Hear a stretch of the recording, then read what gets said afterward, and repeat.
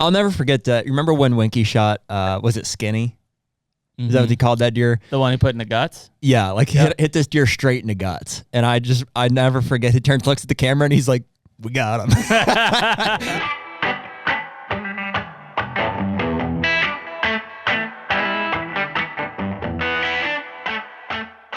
The HUNTR Podcast is brought to you by Hoyt. What can we say, man? Another year back with Hoyt. We're both shooting RX8s. I'm shooting 70 pounds in the bourbon, which I love bourbon. It's great. And you're shooting 80 pounds in the straight black. Blacked out as always, man. I got the, so I'm shooting the 500 grain Easton Arrow this year. And at 80 pounds, I'm flinging that thing at like 300 feet per second. I mean, it's deadly. Put a water buffalo in front of me and he's done. I mean, we shot it earlier. You literally put an arrow through a brand new target, like never been shot before. I know. So one other thing that Hoyt is doing this year is they're making all their own strings in-house. And so the quality is top notch, and it just really is something that is setting them apart from their competitors. Well, what we always try to do when we go to our bow shop, Ultimate Outdoors, is we try to shoot other bows just to make sure that we are really giving everybody a fair chance. Sure. The reality is it's a no-brainer. Hoyt, it stands above all of them every single time. Definitely. And so right now you can use code HUNTR, HUNTR, for 20% off any apparel on the Hoyt website. And as always, get serious, get Hoyt. And we're back.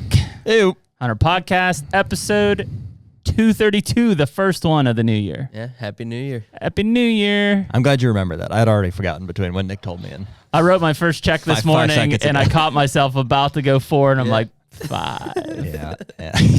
It'll happen for a little longer. Is that an easy correction from? Not so much. Depends how you start your 4. I start it with the far left upright, which then you can easily turn into a 5. I'm more of a loopy 4. Oh, that's a tough one. It's tough to recover from. Yeah, I'm kind of a lazy 5 too, though. Like however I write it, it doesn't really have a top hat. It's just more of a.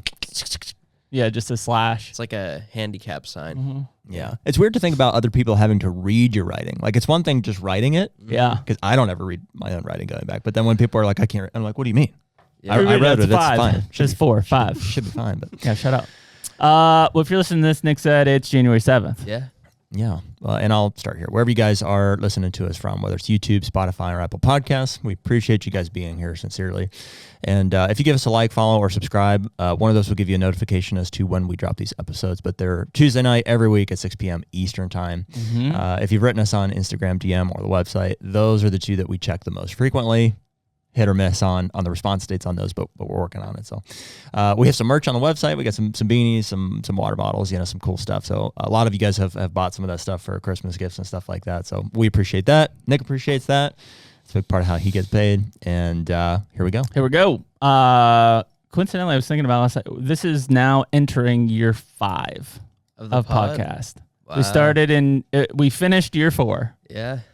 We have done this for 4 complete years as of like sometime around now. Sure. And we're going into year 5. Wow. That's awesome. That 4th year went really fast. I feel like that kind of just happened not all that long ago. Yeah, we started in January of 21. So January 21 to 22, 22 to 23, 23 to 24. I guess this is year 4. Yeah, there you go. Year 4. Is that right? I don't know. I think so. Maybe this is year 4. Were we saying last year was year 4? I've been saying for a while now we're in a 4th year. Are we wrong about that? I don't know. I know I started 21. 22. Wait. So be year of 21, year of 22, year of 23, year of 24. Now we're going to go into year of 25. Yeah, we're right. This is going into our 5th year. Okay. Yeah. I'll trust you. Yeah, it is. All of 21, all of 22, all of 23, all of 24. There you go. And now we're going into 25. There you go. Yeah. So 4 years under the belt. 4 years under the belt. There you go. You can do it too, kids. That's crazy. Time flies, man. I mean, I guess it feels like we've been doing it for that long. But not in a bad way. Not like it's just time just flies. Time flies. Yeah, been a lot having fun. A lot of hunts under the belt in the meantime, and some cool achievements and compliments. It's been fun. Hard to believe it's 2025. Yeah. Yeah. Is it though? Man, it just keeps happening. The turntables. Yeah. they are turning. They are turning. Yeah. I saw something the other day. It says we are now as close to 2050 as we are to 2000, and that sucks. That is weird to think about. Yeah. just all perspective. It's going to keep going. It's not going to stop. So it's not going to stop. Anyways, early January, the new year. We were kind of just having our discussion the other day of like, what do we do now? Yeah. Season's still in play in some places, and we should go back and listen to some podcasts from this time last year, just like we like reference the camera roll to see what was going on, type of thing. It's I think it's similar every year. There's a what's the word? A satisfaction, with the season, but also like a winding down, like a like a yearning for more, or like boy. Yeah, somewhere in between. Ready for something different, better. I think it's somewhere between, like, a readiness to turn a page, but also an unwillingness to let it go. It's like you hate to leave anything on the table. Yeah, so. I think that's the hard part. Is like, even Skalma was writing us yesterday. He's like, what's up for the rest of the year? And I'm like, I don't know. Like, maybe shoot some does. Like, I don't know. Like, I'm not gonna not hunt bucks either, but I don't really have anything specific that I'm like, I'm dedicating my time here. I think that's what it is. I think it comes down to bucks to hunt. If you have bucks to hunt this time of year, then yeah, you're excited to. I would be, I'd be excited to keep. I still am. I don't have any bucks to hunt, but I'm still excited to like. You found any sheds or seen anything drop on camera? Here and there. Yeah. Very few. I don't think I've seen any bucks shed yet. Yeah, like maybe two. Two, which would maybe account for 1 to 2%. Which seems right. Yeah. I mean, 2 to 3 more weeks before we really start to see things happen. Yep, and I'd imagine those deer have some sort of stress, or maybe an injury on those type of deer. I did find another dead 3-year-old there yesterday down on the Thompson. Really? From just guys get them, or whatever. When you knew? Yeah, if yes, not enough that I was like, oh, that's him, but I can recall the deer, just like straight 8 type? Yeah, 120-inch 8 type thing. Yeah. Yeah, that's the relationship you have with them, where it's like you want to get excited about like a fantastic 2-year-old. Like I used to, and I would love to still get really excited about them, but the reality is like the likelihood of them surviving is so slim that you go numb to it, right? You just almost get accustomed to be like, oh, I'm not gonna get excited about it until he's. Yeah, well, and I mean, I think it's just a place-to-place thing too, because it's like if you rewind probably to, I'd say it was right after gun season in Kentucky, I was like, all my 3-year-olds are dead. Like I had 4 3-year-olds, 3 of them really good on the farm, and they were all gone. Like all dead. I have 3 of those 4 have come back. Oh wow! In the last from the dead 2 weeks, from the dead. Wow, zombies. Yeah, and it's like I really do think at least in those cases it attributed back to people stopped baiting. End of rifle season, end of muzzleloader season in Kentucky was in December. They stopped baiting, and those deer just shift their ranges back to wherever there's actual food. When did they disappear on you? Most of them disappeared in mid-October. Yeah, I don't know. I mean, I do think you're right that has a big impact. I have a hard time believing that guys bait that consistently. Oh, I think they do. Maybe they do down there. Yeah, I think they do in Ohio. I don't think they do up near us as consistently. I mean, maybe, I don't know. I could be wrong. More ag, maybe. We see deer move regardless of that, though. Like it can't all be that. It's there is like a shift that happens into November, like into rut ranges and stuff. Seems to be more into timber, more away from ag. Like in my experience. Yeah, who knows? Yeah, I don't know. So I do have 3 of them back. The 4th one would be nice because he was probably the second best out of the group. Also weird to see like those voids again, assuming we're aging correctly, which I'm not assuming that I'm aging correctly, but like there I've got a handful of 3-year-olds. I don't think I have a single 4-year-old like at all, and then I have a 5-year-old. Yeah, you'll have that. Yeah, you'll have gaps. I mean, I don't know, man. It's weird. Sometimes these deer come out of nowhere. Like I don't know if they're just like, I don't think they look at the age gap and they're like, oh, no 4-year-olds here. I think I'll slip in. It's just more of a just kind of a it happens sort of a thing. But we see that. I mean, I have deer go missing every year for 3 and 4-year-olds, and I have I have deer show up that I don't know necessarily. I mean, usually if I go back far enough, I'm like, oh, okay, here he was, you know, him, maybe yeah. a half mile away as a 2-year-old. I don't know where he's been necessarily, but you'll have that. Yeah, that's it. I think that's the part of the season where it's like, to your point, you don't want to necessarily let it go, but at the same time, I'm already thinking 25. Well, yeah. So here's where I'm at. Here's the diagnosis: is I am at the point where there's nothing on my home farm that I want to hunt. Some good deer that I'm still hoping will survive. I'm feeling we have a gun season. Cautiously optimistic about. Yeah, there's another muzzleloader season this weekend, a 4-day which is not, trying to look past that. So I mean. That's why I say cautiously optimistic. Hopefully some of those bucks will survive type of a thing. But in the meantime, I was like, I'm still like hungry to, and this is the time of year to go and like we've said before, go and scout some stuff. But I'm not going to scout anything that is going to potentially jeopardize, those bucks on the home farm. So I dove into, like I said, a bunch of public gear yesterday and, frankly, doing some door knocking and stuff and just trying to learn the area. And this is a good time of year to get excited about it because it's like, it's the same deal with like land transactions. I think between like January 1st and, May, June, July timeframe, like that's when a lot of the shifting happens. So I think that's the time to get boots on the ground, knock doors, whatever you're doing, send letters. Like, get access. Yeah. Get your access. I mean, dude, it's out there. Like if you look at a map and just realize you're like, okay, my perspective is this 50 acre, 100 acres, 1,000, whatever, however much you have access to. And to realize like how, like the reality of what's out there, it's the challenge is that a lot of it is occupied or, for some reason it's, it's out there. It's out there for the getting. So, worst thing they get say is no. Yeah, that's right. Move on. That's right. Yeah. A worst case scenario, it's like you meet somebody, you meet a neighbor, you make a relationship, you put a piece of the puzzle. It's almost like knowing, like your dead space, frankly. Yeah.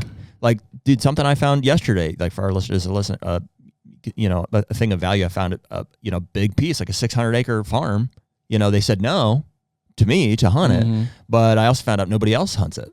And I was like, well, dude, okay, that's a big piece of the puzzle. You got basically a 600-acre refuge here, to work around. So, that's stuff like that. If you can learn that and then find other pieces of the puzzle to fit in there, it could be pretty valuable. I think that's the key. Yeah, it's boots on the ground. It's knocking, it's writing letters, it's making phone calls. It is funny because we were talking about this morning. It's like, me included. Like I don't like when people show up at my house.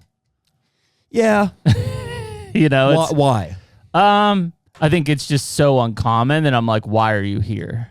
Yep. Like initially, besides like Brian, my UPS guy, and the FedEx guy, like nobody comes to my door. Yeah. So if you is it you don't like it, or you're just surprised by it? I'm instantly put into a corner with it. Because it's like, okay, who is this unusual car? My dog's already barking, right? So it's like everybody's on high alert. Now you're going to come up to my door. Why? So, yeah. And I've had it. I've had people ask me to hunt my place here in Pennsylvania, which wasn't a bad interaction, but like they were definitely digging themselves out of a hole before they even started. Right. And it's not like I live on like a main road either. Like they have to drive, up my driveway away from the main road. Right. So yeah, and I live in a sketchy area. So it's you're like walking a line between because I think it's pretty easy to say no to a letter or to an email. You know what I mean? Like you have, for sure. You have levels of sincerity of like obligation to respond. And in person, it's the toughest to. It's uncomfortable because it is your but it's also. The best chance you're going to have some sort of a reaction or a relationship with somebody. Yeah. So I think you have to do it. Yeah, I would agree. If they're out of state, like I'm not going to drive to North Carolina or and be like, hey. It is an interesting thing because there's certain areas like I don't think that you would have that kind of experience in Western Iowa, right? Because it's just farm country and like I don't know, like if somebody just pulls up to my house and it's just a different atmosphere. Sure. It's more common probably. And maybe even where like, Lee Ellis and these guys are knocking in cities. It's like, you're in these neighborhoods, your neighbors are out. Like there's just people out and about where you are. Yeah. I think you can diffuse it pretty quick. I don't want to keep our guests waiting any longer with the conversation, but I think that for me, if I introduce myself as a neighbor or and I'm not, I'm not, what's the word? Like, not that you just go and say that to anybody, Sure. but like where I'm knocking on doors, I'm within like a 5-mile radius of, Makes sense. my farm and stuff. So like, hey, my parents are neighbors of yours. I've got our farm is just a few miles over this way, and they want to know who, and then so I'll tell them, and sometimes they can connect the dots. But if you can draw some sort of common ground early, they're like, oh, okay, it's a neighbor. It makes sense that you would be here. What can I do for you? Yeah, makes sense. Yeah, the wording is important. Like how you approach it. It's yeah. I think that's a big part. That and the location, like where you're at when you're having those conversations. Well, we do have a guest today. Not just Jared and I yapping. That's right. By popular request, and we've run into him quite a few times, even since I initially was like, oh, we should have him on. Yeah. So it's Tracker John. Tracker John. What's your first and last name? Tracker John. Yeah. So what's your last name? He's like John. Tracker John. It's Tracker John. Yeah. So Tracker John's going to come on with us. He is, I'll let him correct me if I'm messing this up. I believe he's a New York native originally. Interesting. And like partially relocated at some point to Illinois. And like his passion, if not his full-time career, is tracking hit deer, with dogs. And pretty cool. Very cool. And he just loves it. He's ate up with it. He's been on a lot of tracks. I'm sure he can share all the stats with us and stuff. But he came to us by way of, he's been on the Drury's. That's where you may recognize him from. And if you reference the clips, I mean, you'll be like, oh yeah, that guy. I know that remember. Guy. Yeah. Bomar had him track a deer here recently. Brackett had mentioned to us as well. And I think countless others, all of the guys, the old TV stars and stuff that you remember, they've all used Tracker John. He's on speed dial. Yeah, exactly.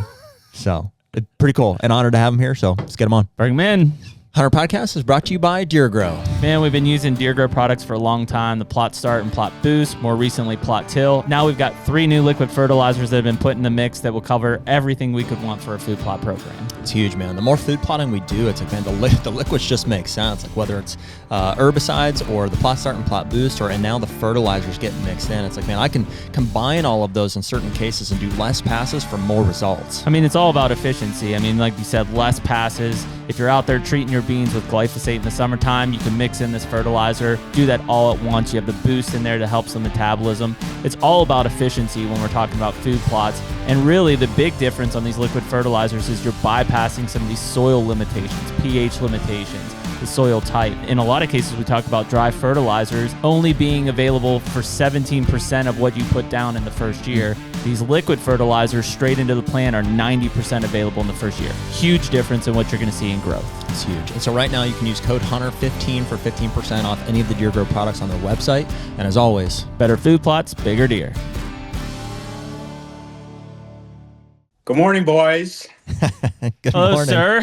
We appreciate it. Where are you connecting with us from? You're in a cabin somewhere. I'm actually in the Illinois Connection Lodge, which is where I'm based at. I've got my tracker shack about 200 yards away where the dogs and I stay. Nice corral for them. But I don't have much in the way of reception down there, so I'm set up in the lodge, so should work a lot better. Yeah, I know. It looks awesome. Awesome. Well, John, correct. So it's West Central Illinois, to be specific. Yeah, perfect. Well, correct my introduction if necessary. Are you a New York native? And give us a little bit of background about you to get started here. Yeah, New York, upstate New York, about 100 miles from the Canadian border. So I have spent years and years, a lot of time in Canada. But for the last 17, 18 years or whatever, however long the tracking with dogs has been legal in Illinois, I've been here and I'm here like 5 months out of the year. Wow. And then I head back. So when you were in New York and Canada, John, is that basically, were you tracking? I mean, was that kind of what you were doing there? Yeah, I got a pretty early start with this dog thing, probably. Well, it's over 40 years now. So what a lot of people don't know is that I used to be a very, very serious bow hunter. I used to build my own stuff, shot deer, bear, moose, caribou, all with my homemade equipment. And so the dog thing kind of got started, well, it definitely got started for my own purposes.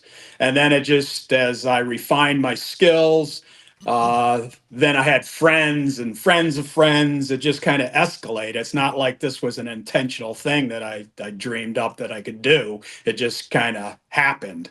And so I myself haven't bow hunted since probably 1990s, late 90s. And Wow. it's been tracking ever since because I simply can't do both at the level that I want to do the activity at. You got to make a choice. You can only do so much. I mean, you can dabble, you can do pretty good, but to be the best of the best, then that's a different thing. So it's not like I hadn't done a ton of bow hunting. I bow hunted my brains out when I was young.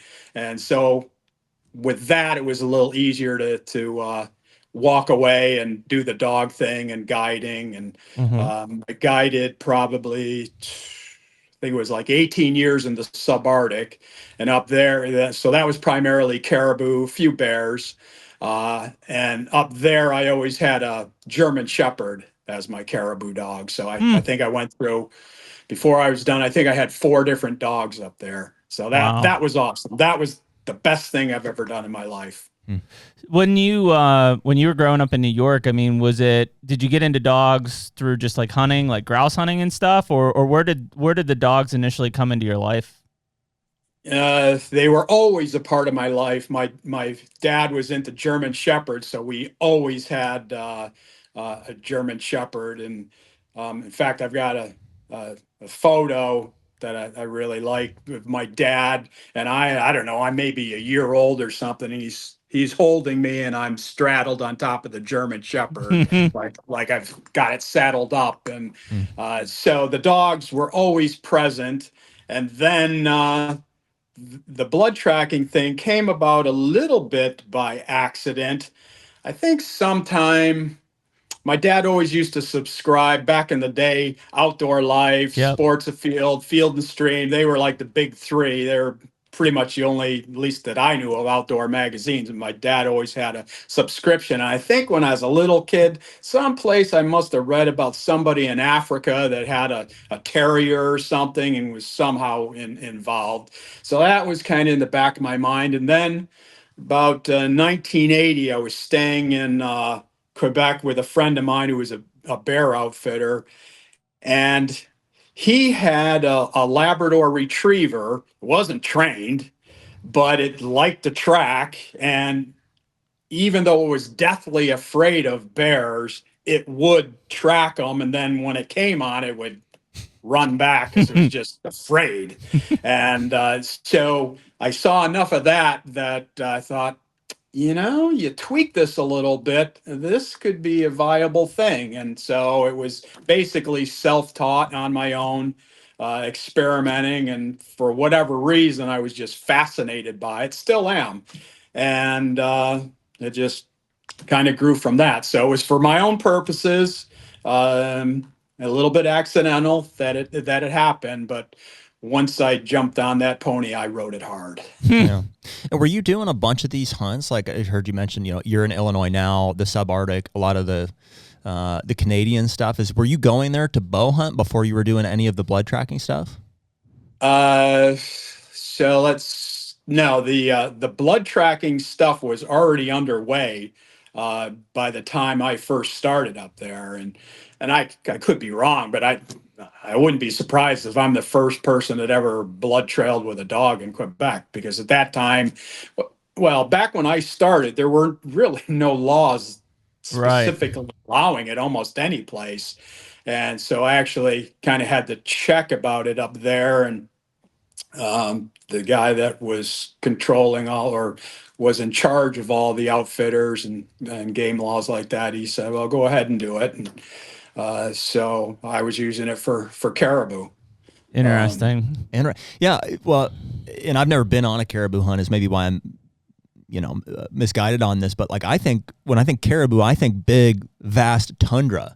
Like, I don't think, for whatever reason, like on the TV shows where you see them get shot or whatever, you just think about them shooting them off a big boulder and then they go out, you can see for miles. In my mind, Is that the case, or is there a lot more forested area, or how did Well, yeah, it's probably an analogy would be similar to Illinois. You might be in a spot where it's like that, where you see flat across the farmland for miles, or like where I'm stationed here in Brown County, there's lots of ravines and it's heavily forested.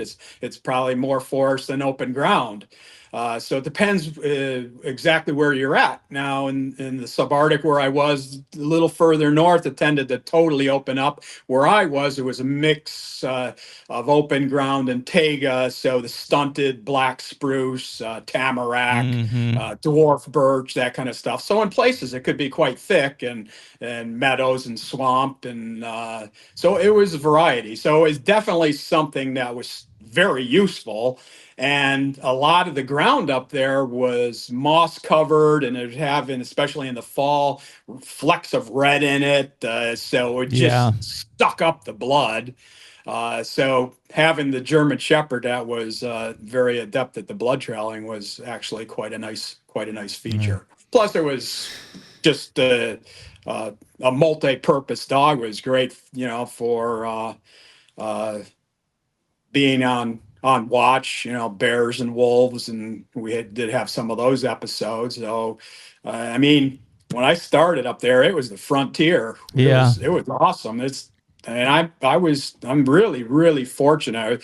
I was hunting and fishing in places that had never been hunted and fished before. It was like I might as well have been, in the 1500s, or go back as far as you want. Didn't change. It's just that's what I was experiencing. And it was just totally awesome. The best thing I've ever done. Awesome. Is it still German Shepherds is what you use primarily, or has it changed? No. In fact, I lost my German Shepherd a couple of years ago, the last one. No, I'm running bloodhounds. In the far north, I needed a dog that was multifaceted. It needed to be able to handle all kinds of situations, going in float planes. Heck, I had a German Shepherd that had probably been on 50 flights or more. So I had to be able to handle float planes, prop jets,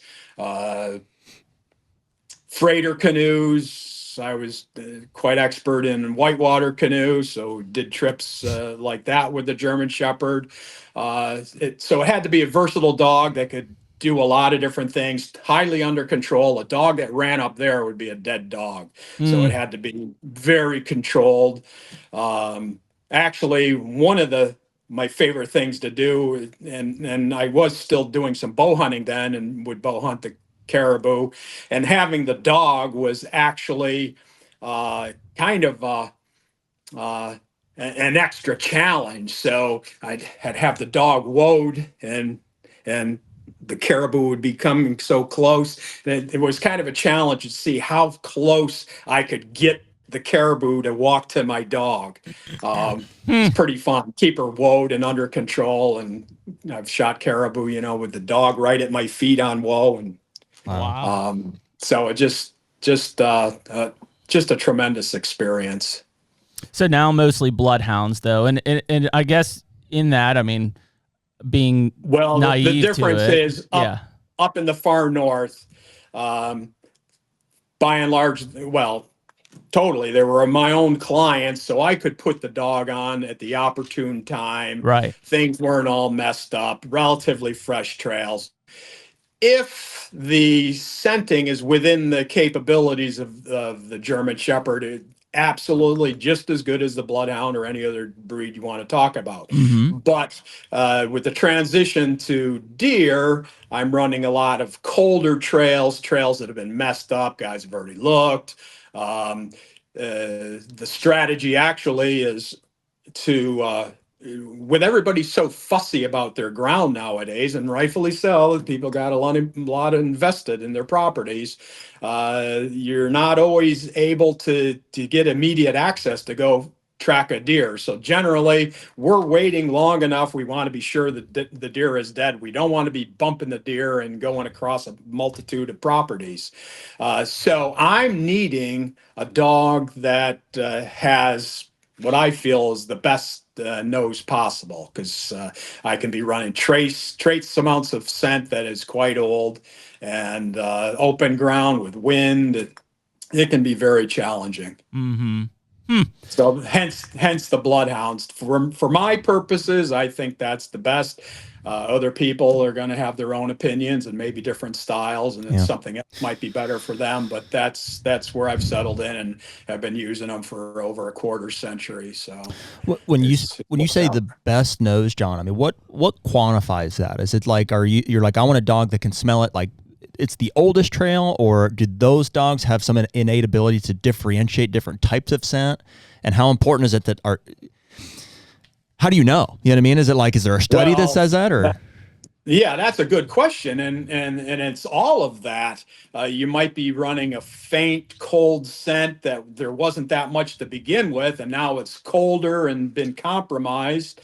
You're in the particular deer's home territory, so his scent might be every place. So basically, you're working on layered scent, the scent from when he was wounded versus his scent being in there prior to his wound. He may have been doing laps in there before he was hit. So the dog's got to work that out and be able to stay on the track after the deer is hit. Obviously, there's all kinds of other bucks and deer in there, as well as other distractions. So yeah, it's not simple. There's a lot that dog is working through, and then throw in guys have been maybe looking for the deer first. Maybe the trail started with a heavy blood trail and they've been trampsing in it, so now they've got a little blood on themselves and or on the bottom of their shoes, and they're laying little secondary blood trails. So that's all the confusion we have to work through. I mean, I've run trails, and then I look at the guide, and they've been handling some other deer, and he's got blood all up and down his leg, and so there's lots of other things that can confuse the trail that you got to work through. It's not always simple. I guess the dog knows, right? Like that is the purpose of the training, is that they know in their mind that the objective is to get their eyes on to have a recovered deer, right? Like they get it, right? Yeah, it's all in the training. Now, don't be misled. Okay, so I'm running bloodhounds, but don't be misled by that name, bloodhounds, like there's some kind of innate desire by that dog to run blood and strictly blood. That's not any more true than any other predatory animal or dog breed. Actually, the bloodhound does refer, they're a very old breed of dog, and it refers to back in the medieval days when they were the breed of royalty, and they were gifted to royalty. So blue-blooded dog, and that's where the bloodhound comes from. It has nothing to do with actual blood. It's blue blood, royal. Wow. Interesting. So it's all in the training to train, because lots of both German shepherds, bloodhounds, whatever you want to talk about, they're used for a variety of different things. They're used in man trailing with the German shepherd. A lot of people think, well, that's kind of an odd choice for a blood tracker, but they're doing police work, they're doing drug work, search and rescue. So it's what you train the dog to do. And I'm starting from tiny little puppies, and that's their focus in life. They live for it, and that's their job. And when we load up for a trail, they know what's going on. And when we follow in behind another vehicle and we hit that 2-track road, the drool starts and they're whining, and they know exactly what's going on, and that's what they live for. In fact, I woke up this morning with a kind of a short shoulder. I tweaked it yesterday with a dog fight, pretty good dog fight. I got very sweet dogs. They're just lovely, and they're up in my lap. They're swarming me, tails wagging. It's great. But when it comes to, well, who's going on this trail? I'm going to fight to be the one on this trail. I've got them all loaded in the truck together. There's 3 of them, and I should have crates, but I don't have enough room, and I like running a 4Runner, a Toyota 4Runner, and I've got partitioned in the middle. So I've got all my dogs in the back, and then my gear and just myself up front. And so then the trick is, when we get to the trail, they know somebody's going, and they want it to be them. And so I got to try to let one out I got to work on this. I used to have dogs that were trained at whoa and just called it.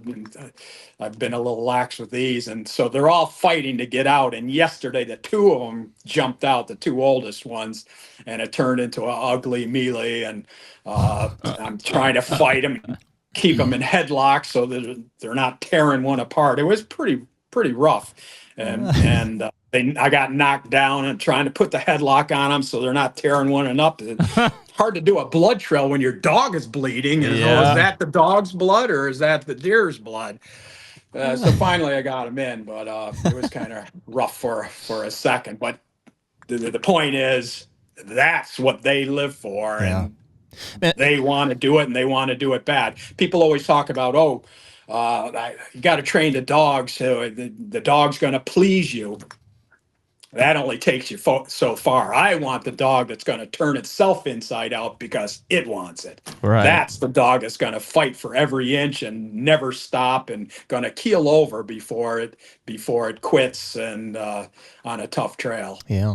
It's so cool that dogs are so like mission minded or however you would say it, like they're bred for a certain thing. Like to somebody who's not experienced that, you might think of like, oh, how would you how do you incentivize a dog to do this or that? Or, until you understand it's like, no, literally like they're obsessed with a certain mission. And if you can help them through training with like the correlation of what's what, how to achieve the goal, they'll just do it. And you basically follow them.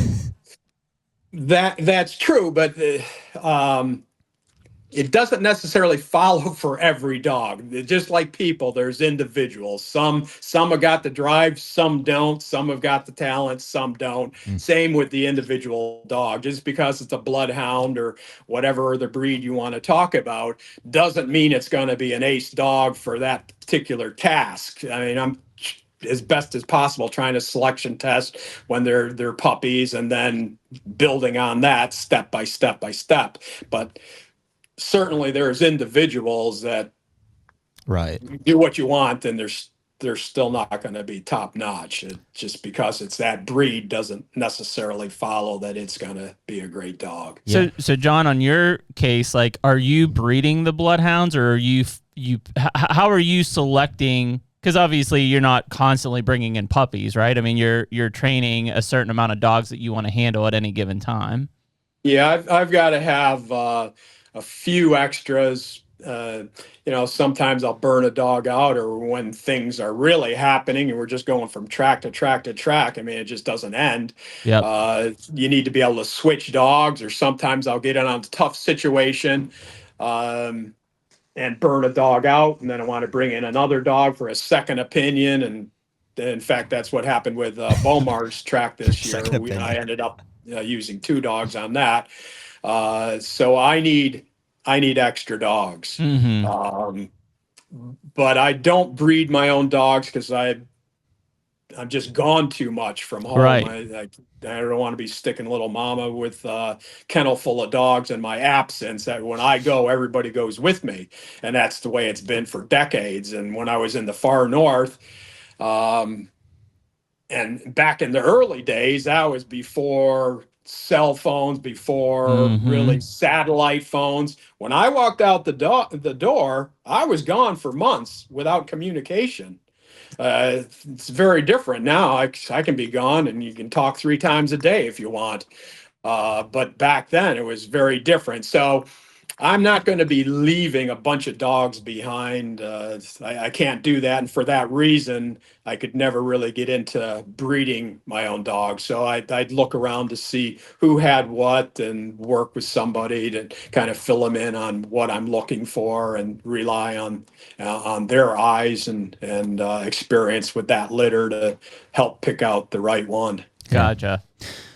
John, what do you think? And it's still a little bit of a crapshoot. Right. Dealing with a little puppy, you think you see certain things, and I've been pretty good about picking the right ones, I think, and seeing how it does carry through their life. Like the 3 dogs I've got now are very different individuals.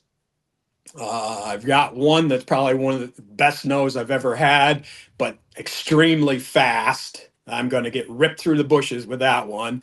I've got my middle dog is probably somewheres in between, and my youngest dog now is probably one of the slowest dogs I've ever had. So depending on exactly what you're doing, one thing might be better than the other. But those are individuals, just like people. I didn't make it fast. I didn't make it slow. That was their tendency, and you're probably not going to change that. Yeah. So that's an individual. So it's interesting to see how those traits from a puppy, whether they stick or not through the dog's life. Like my fast dog, a lot of times doesn't even have its head to the ground. It's got a good nose. The head is up, and she's going for it. Whereas my slow dog, generally her nose is to the ground and it looks very much like she's working, whereas my fast dog, the untrained eye, I mean, I've got so much time in between all my dogs. I know their individual peculiarities and how they work. I can read the dog, but somebody else that doesn't have experience with dogs, or my individual dogs might look at my good-nosed fast dog and say, "Oh, that dog just taking us for a trot or a run or what?" And it's very different, and that's in that individual. Yeah, that's wild. Hey, have you found, like, I know you just mentioned on two of the dogs, females, is a male or female better in your opinion? Have you seen that, or is that still individual? I really can't speak to that. I've always had females, and one of the reasons is the size. The female's a little smaller, especially with the bloodhounds. The female the males could be another 20, 30 pounds more. Right. And trust me, at 85, 90 pounds, these are strong dogs. Yeah. And I don't need another 30 pounds dragging me through the briars, although the guys would probably get a big kick. Yeah, that makes sense. So and frankly, it can be dangerous. I mean, Sure. That amount of strength, when things heat up and they really want to go, and you get on an incline or slippery ground or deadfalls and stuff, it's easy to have an accident. In fact, with Beaumarsh Trail this year,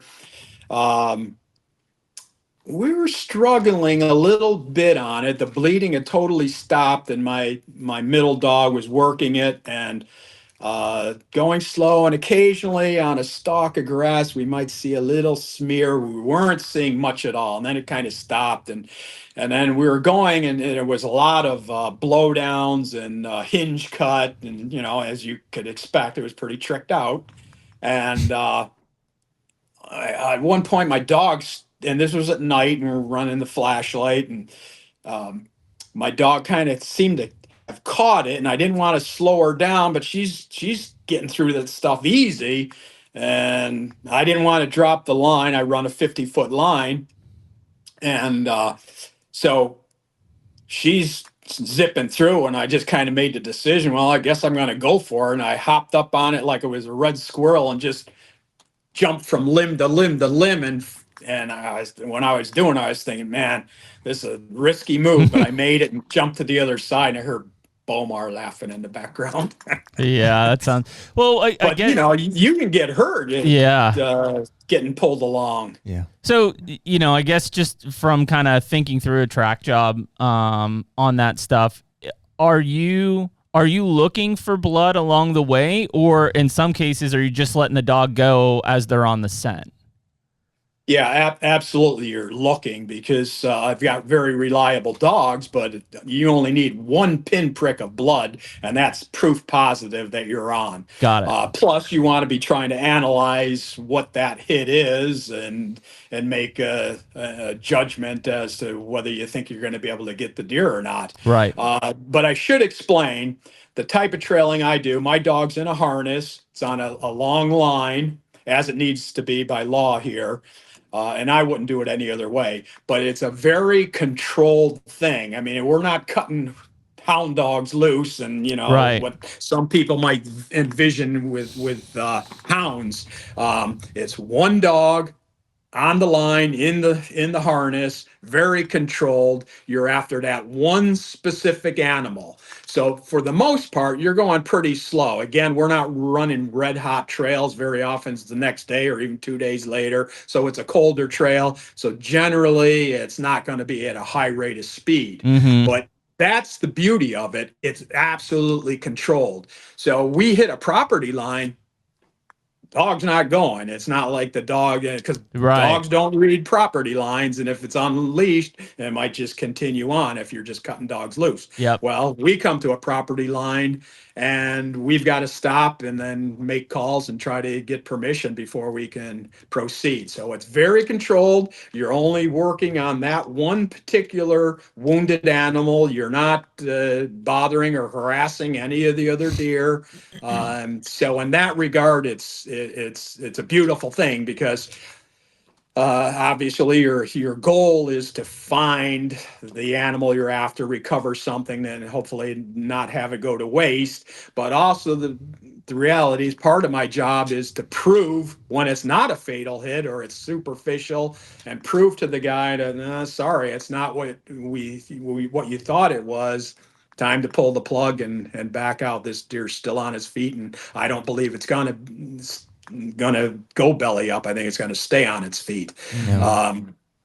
But that's the beauty of it. You're doing it, and you're not hurting or disrupting any of the other deer. Yeah. It's almost, so it's probably been legal in some places now. Say up north. I mean, obviously, any place that had a history of dog hunting, obviously, we're trailing some wounded game, just as a aside from dog hunting. Yep. But any place where dog hunting isn't allowed, where leash tracking has been legalized in the last 30 years, there's been virtually no cases of anything nefarious Sure. coming from using a leash tracking dog. It's just too controlled. There's just nothing really you can do beyond tracking that wounded animal. Yeah. So in that regard, it's it's a beautiful thing. Yeah, I thought it was a cool point that you kind of made earlier. We're talking about mainly the dogs is what we've talked about so and their noses and how good they are at their job and stuff. But it's worth noting, like, as many track jobs as your dogs have been on, obviously you've been on just as many as all three of them, or many more combined. So your knowledge of, you're talking about assessing the blood as you're going and trying to, make an assessment about whether the deer is dead or not. I mean, you got to be one of the best, right? Well, I think, I don't know how many dogs now I've had over my career. And like I say, I've been doing it over 40 years. So I don't know, 13, 14 dogs. And, from out west to the Midwest, to the East Coast, to the subarctic, caribou, deer, bears. So, I do have a ton of experience. And so, yeah, if you had to guess, John, I won't make you put a number. Well, I'm going to, but, just say it's 40 years. If you had to guess, how many a year, or how many total blood trails do you think you've been on? I've never been a guy for numbers. I suppose I should have kept careful records. And in the beginning I did. I've got notebooks of all my trails and practice trails, and after a while it was like, well, I'm not really learning anything by continuing this, so I don't even keep track of anything anymore. I just do as many as I physically can, and don't waste any time doing anything else. It's like track to track, drive to the track, do the next one, just until I keel over. So I don't like the numbers game, because it doesn't really serve any useful purpose other than to be able to brag. And I'm not really into that. If I wanted to brag about numbers, that could start skewing what I accept in the way of calls. What's your success rate? Blah, blah, blah. And I might not want to take calls that I am willing to take now. If somebody shoots some giant and calls me and says, we're not getting this deer, I really don't think so, but this is such a tremendous deer, I want you to prove that. I want you to try anyways. And if you can't come up, then I know. So you take a bunch of that stuff, your success rate isn't going to look so good. Sure. But I have to gauge a success rate, whether we're able to trail and do our job and can provide the information to the guy, whether it means standing over his big trophy or providing some evidence that, no, sorry, it's a superficial wound. It's not happening. I do both. I mean, I get a lot of both. What would satisfy you as like, if your initial thought is, yeah, we're gonna trail him, I'm gonna take the call. What would you need to see to be like, well, you know what, I don't think it's worth our time, short of a trail camera picture is what comes to my mind, to say, hey, the deer is alive. I just got a picture of him a day later or whatever. Well, I'm really, and we'll probably go down this rabbit hole later on, but I'm really not that big into trail cameras and some of the technology nowadays. But that is kind of a nice feature, I have to admit. And I think it happened even twice while we're actually doing trails this year, that we got a picture and it's still on its feed, or got a picture of it going through that previous night, and so yep, we're on, and that kind of thing. So that is kind of useful. But I want a variety of pieces of information suggesting yay or nay. One piece of evidence can lie. Sometimes you can look at an arrow and say, oh, that looks awesome. Or you look at an arrow, there's hardly anything on it. And it's like, that sure doesn't look good, but that's one piece of evidence. Well, I want it backed up by what my dog does, what you see on the trail, what the blood sign is on the trail, how the deer is moving, whether it's bedding, as many different factors as I can piece in.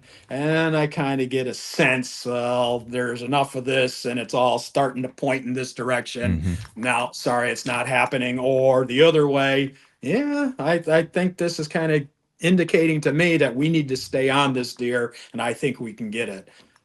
So you're right, that does come with some experience and having seen, thousands of trails. How about, John, the hunters,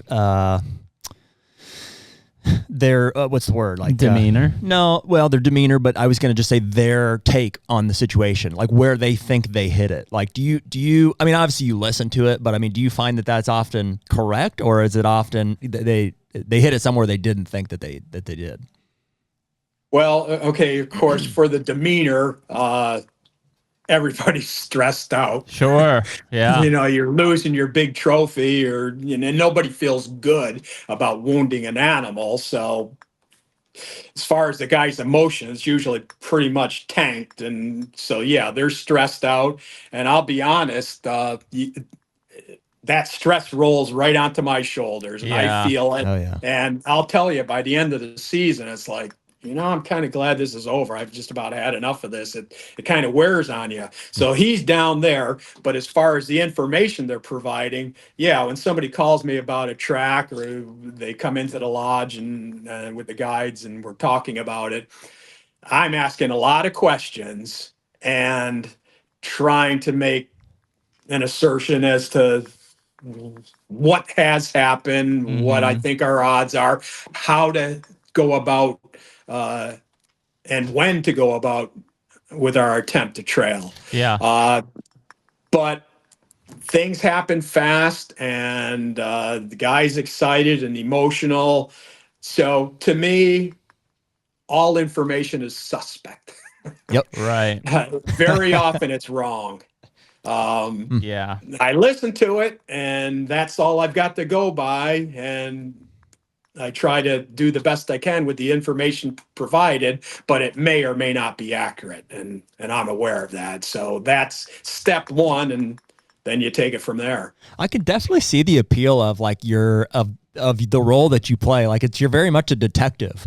Like you're walking into a stressful situation where guys are like, I don't know what happened. We had this thing and here's what I think happened. And like, so right from the get-go, you're fact finding and trying to put the pieces together. I mean, it's exciting to listen to. I can imagine it being like, especially if you can figure it out, like, it's a successful, it's gotta be pretty gratifying.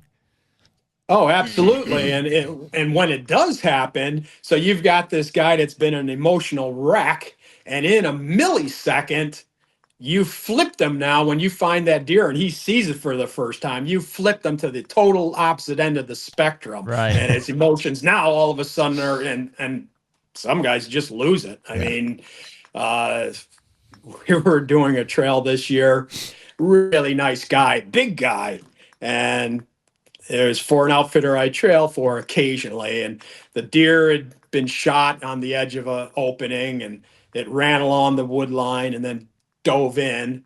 And that was in a place in Illinois where lots of ravines and heavy cover. And the deer dove down this hillside and they figured it probably went down to the bottom in the ravines and it was real thick stuff. Well, we started trailing and where they had their last blood, there was a bit of a bed and then they lost it. Well, my dog figured it out. The deer had actually started back up the hill and traversing across the hill. And then she was on and then she really locked on and we were zipping along pretty good. It was dead deer walking, lots of scent apparently coming off that trail, off the deer's wound. And I'd see a speck of blood and I'd call back, you know, we got blood, and they were falling back. So my dog was ripping it and I was letting her. Mm-hmm. And all of a sudden I see the deer up ahead and I get to it and I call him, there he is. And he comes up and when that fellow saw that deer, he literally just collapsed to the ground. I was basically crying. I mean, it was such a relief of emotion for him,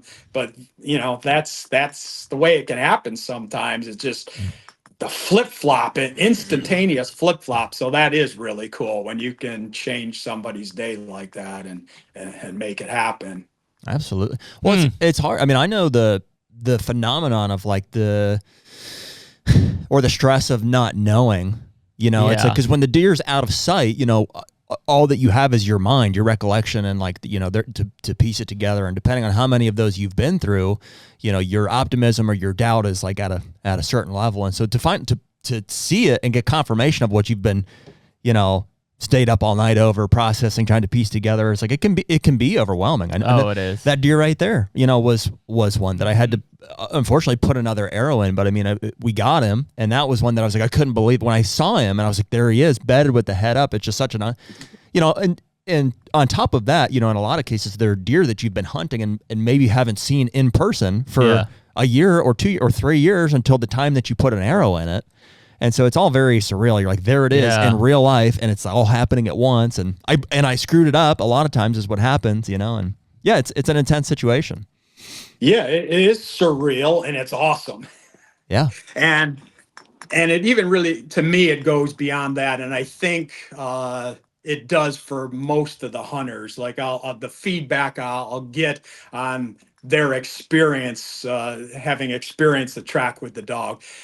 So you got to think man's relationship with dogs goes back tens of thousands of years. I think they say like 40,000 years or something. That symbiotic relationship between man and dog.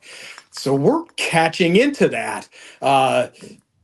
That tracking line, to me, that's a link into the past. Mm-hmm. I'm feeling all that's happened for 40,000 years. And with the senses that we've lost, you know, as a modern human, you can kind of still see it in the dog and you get to experience it and it kind of flows back. And very often I'll get feedback from hunters, even when it turns out the deer isn't dead or we haven't come up with the deer, they'll say, man, that was worth the price of admission just to see that dog work and to see how it works and how it solves the problems. You know, when the deer backtracks or goes off at a funny angle or there's gaps in the scent. I mean, it's pretty fascinating to see the dog working. And then when it is trace amounts of scent, to see just how intently that dog is working it. Again, depending on the individuals, some of them are just deep nose and I call it pig scenting. They're really working it and it's so obvious and so intense. And, you know, for the guys to be able to see that and partake in it, it's a pretty cool thing. And I mean, even for me, after all these decades, it's still fascinating. That's still still cool. And, when I'm doing practice trails all year round, sometimes I'm still heading out to do that practice trail, like, because I know I laid it. I know what the trail is. I know how long I waited. I know all the various factors with the weather and this and that I don't necessarily know on a real trail. Right. And so it's like, I'm curious to see how the dog's going to work that. How easily or with what difficulty is that going to be? How's she going to solve that problem that I put in the trail? And that's all cool stuff. The HUNTR Podcast is brought to you by Lone Wolf Custom Gear. Man, Jared, we are tree stand fanatics, and I think the one thing that we have learned over all these years is to kill big bucks, we got to be mobile. We've been hunting out of Lone Wolves for many years, the original Lone Wolf, and then obviously with the custom gear stuff, we were using the 0.5 and the 0.75. Yeah. And the one thing that we talked about is like, what if there were no cables? Here we are. I really just don't know how you can beat it, frankly. But, a lot of that came, too, from a relationship that we've built with the DeQuistos. We've had both Cody and Andre on the podcast a few times. The passion for hunting, the outlook on the sport and stuff, I think is eye to eye with how we look at it. Everything that has gone into building this brand and to building these tree stands is something that we want to be a part of. This is the 40th anniversary of these guys creating tree stands that have been critical to how we hunt whitetail deer today. If you look over the past, you'll see Andre's designs being implemented across so many stands over the years. Such a cool thing, but really has changed the way that we all hunt whitetail deer from above now. Right now, you can use code HUNTR, HUNTR, to get 7% off anything on the entire website. Be the lone wolf. I think anyone that's that's had trail a wounded deer, especially, or a mature buck, even put it in that category, we've always come across ones where it's like, it's almost hard to believe the deer's doing what it's doing. And so I guess just kind of thinking your experience, John, like, are there things that still surprise you on trails? There may be things that surprise me, but virtually nothing shocks me anymore. Right. And what I always say is, do you want to talk about what's possible or what's probable? Right. Two very different things. So as to what the deer is doing, as to the lethality or not of a particular shot, I mean, I've seen stuff that will blow your mind. Deer that had hits that, everybody would wish they could get a hit like that did not end up being a dead deer. And for a fact, because they're on trail camera or get shot weeks later. How I call them medical miracles, but it happens. And some of them, it's like, we're working this trail and the guy's really confident what the shot was, or maybe it's even on video and it's like, geez, what's wrong with my dog? How come I can't come up with this deer? Well, 3 weeks later, it gets shot during rifle season. Yep. It's just some bizarre stuff. I mean, I've double lung shots that didn't die, touching the heart that didn't die, just about all kinds of stuff. I mean, the analogy I make is if you had a totally skilled surgical team, the best surgeons in the world with all their equipment, and where they can see inside an animal and what's going on while they're doing their surgery. Could they take an arrow and thread it through a deer's chest and not kill the deer? Absolutely. It would be a successful surgery. Well, whatever can be done on purpose with skill can be done by accident given enough trials. Yeah. And that's what I deal with. I'm not getting, I say I'm the guy that gets called in on all the weird stuff. I'm not getting called in generally on double lung hits and all the easy stuff. I'm getting called on the problem children. Yeah.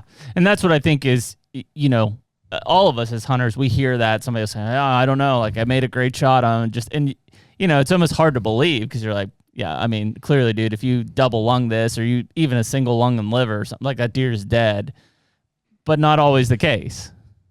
Not always the case. Recently, I'll be honest, I don't follow a lot of hunting content, but sometimes I'll see some stuff or people will send it to me, and somebody sent me a link to some very well-known people in the hunting industry that shot this deer. And it was an 1 3/8 broadhead, fixed blade with bleeder blades, and it hit kind of towards the back of the ribs and came out. I mean, this was picture perfect, and they lost the deer. Well, they ended up shooting. I forget how long it was, 3 weeks or 4 weeks later, and that thing was skewered through. I mean, anybody would sign up for that shot. 999 times out of 1,000, that's what they said.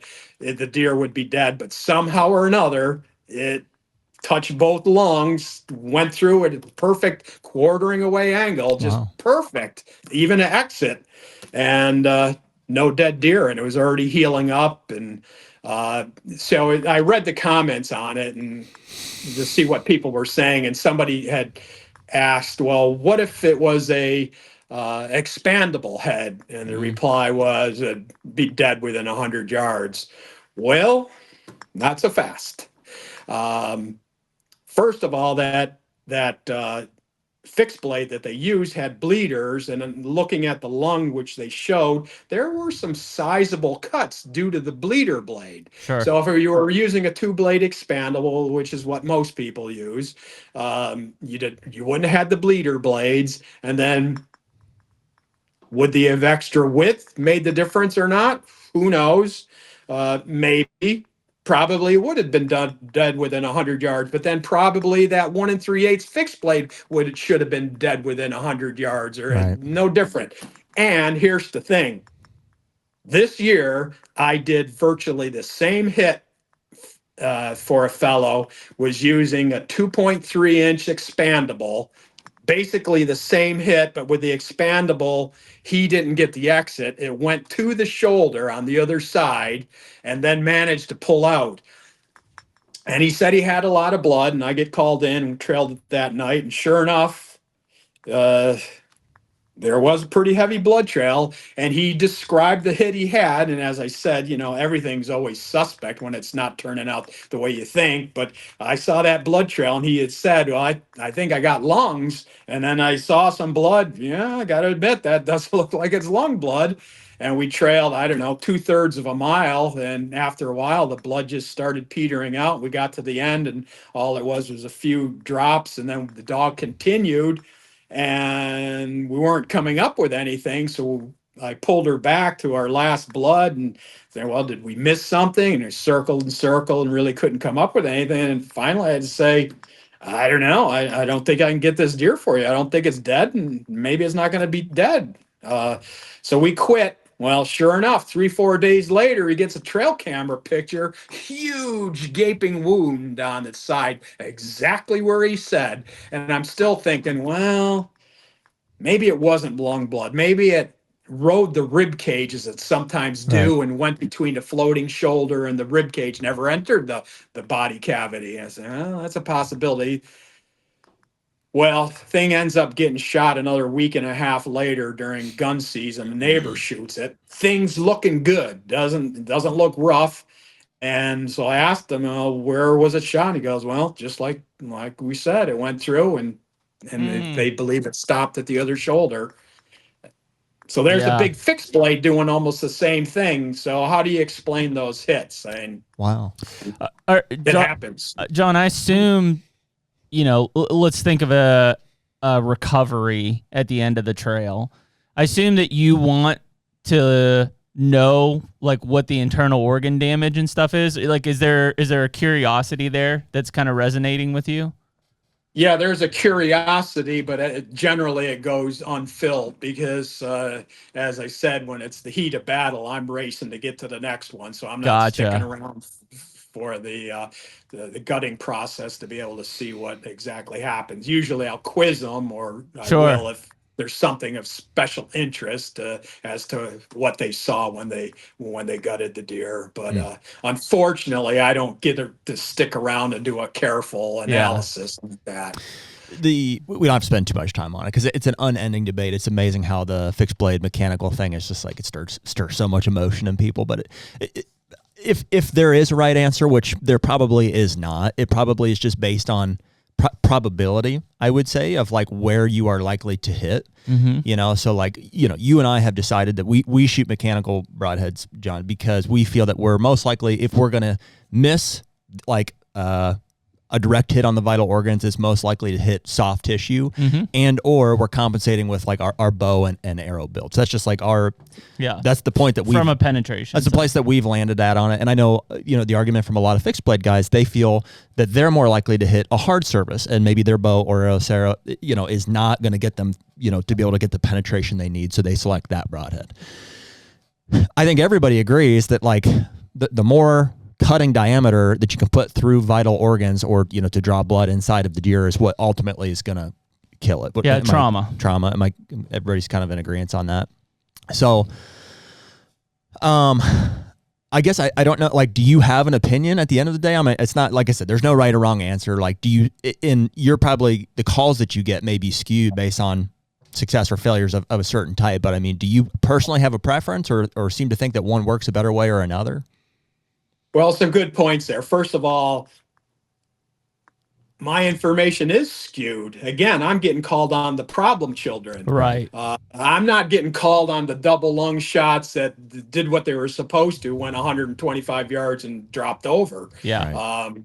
I'm getting called on the stuff that didn't work out that way. So what I'm seeing, when you're talking about percentages and probabilities and all that, is a little bit skewed. Sure. There's also, John, there's also the foundation that we don't know either, is like how many guys are shooting mechanicals versus fixed. I really don't know. Like, is it 50-50? I don't know. And of that, how many are calling you, type of a thing? Well, I'm going to say way more mechanicals. Sure. I'm not surprised with by what that. I'm dealing with. Which again skews the results. Sure. If you're dealing with a lot more mechanicals, if that's what's getting used, well, then you're probably going to have more instances of when things didn't go wrong or right. And well, was it because of those weird situations that I was just talking about, or is it because of the head itself? Yeah. Whatever you're talking about, you got to keep it in context of what the percentages were to begin with, and analyzing, well, what do you have better results with on the tracks with the fixed blade versus the tracks with the mechanicals? Well, in analyzing that, you got to analyze, well, what got weeded out prior to me being called in? What about those? How did that work? The mechanical versus the fixed blade on the ones that worked versus now we got a problem and we're trying to analyze which is better. So it's not always such an easy call, but no. As far as my preference, what you want to have obviously is a razor cut through highly vital area, as big a wound channel as possible. Ideally a pass-through, and for two different reasons. The possibility of more leakage. I mean, I always appreciate a little bit of blood hitting the ground. Sure. Who doesn't? Yeah, makes it a little bit more optimistic. Yeah. That, and in my opinion, when you got a nice clean pass through that sometimes the deer barely even feels, they do a few bounds and then they just start walking or standing. Whereas when you got that arrow still in it, and all this, hey, they don't like that. There's a banshee on me and I don't like this. I'm hell bent to get away from it. And it's probably going to cover more distance than if you just had a pass through. Yeah. So there's multiple reasons for pass through. But now, how are you going to achieve those four things? The razor sharp cut through the best area, biggest wound channel, pass through. It's going to be a compromise somewheres along the line on all that. You tell me where you're going to hit the deer, and I'll tell you what broadhead to use. That's right. Because depending on where you hit, one or the other might be better. And so if your thinking is probably if I'm going to stray, I'm going to be back, well, then the bigger, huge head is definitely going to be in your favor. You're going to start taking quartering 2 shots or whacking them in the heavy bone or shoulder blade. Well, yeah, then that long fixed blade with maybe the single bevel and all the stuff that seems to be the rage that they're talking about now. Well, yeah, some of that probably does make sense. But you're also going for a smaller cut, which just common sense will tell you got a bigger wound channel, and a bigger wound channel you're going to achieve 2 ways: diameter of the wound, length of the wound. So it does make a difference what animal species you're talking about, but I assume we're basically talking about deer for the most part. So there's only so much to go through unless it's a severe quartering. So you can tend towards a bigger head.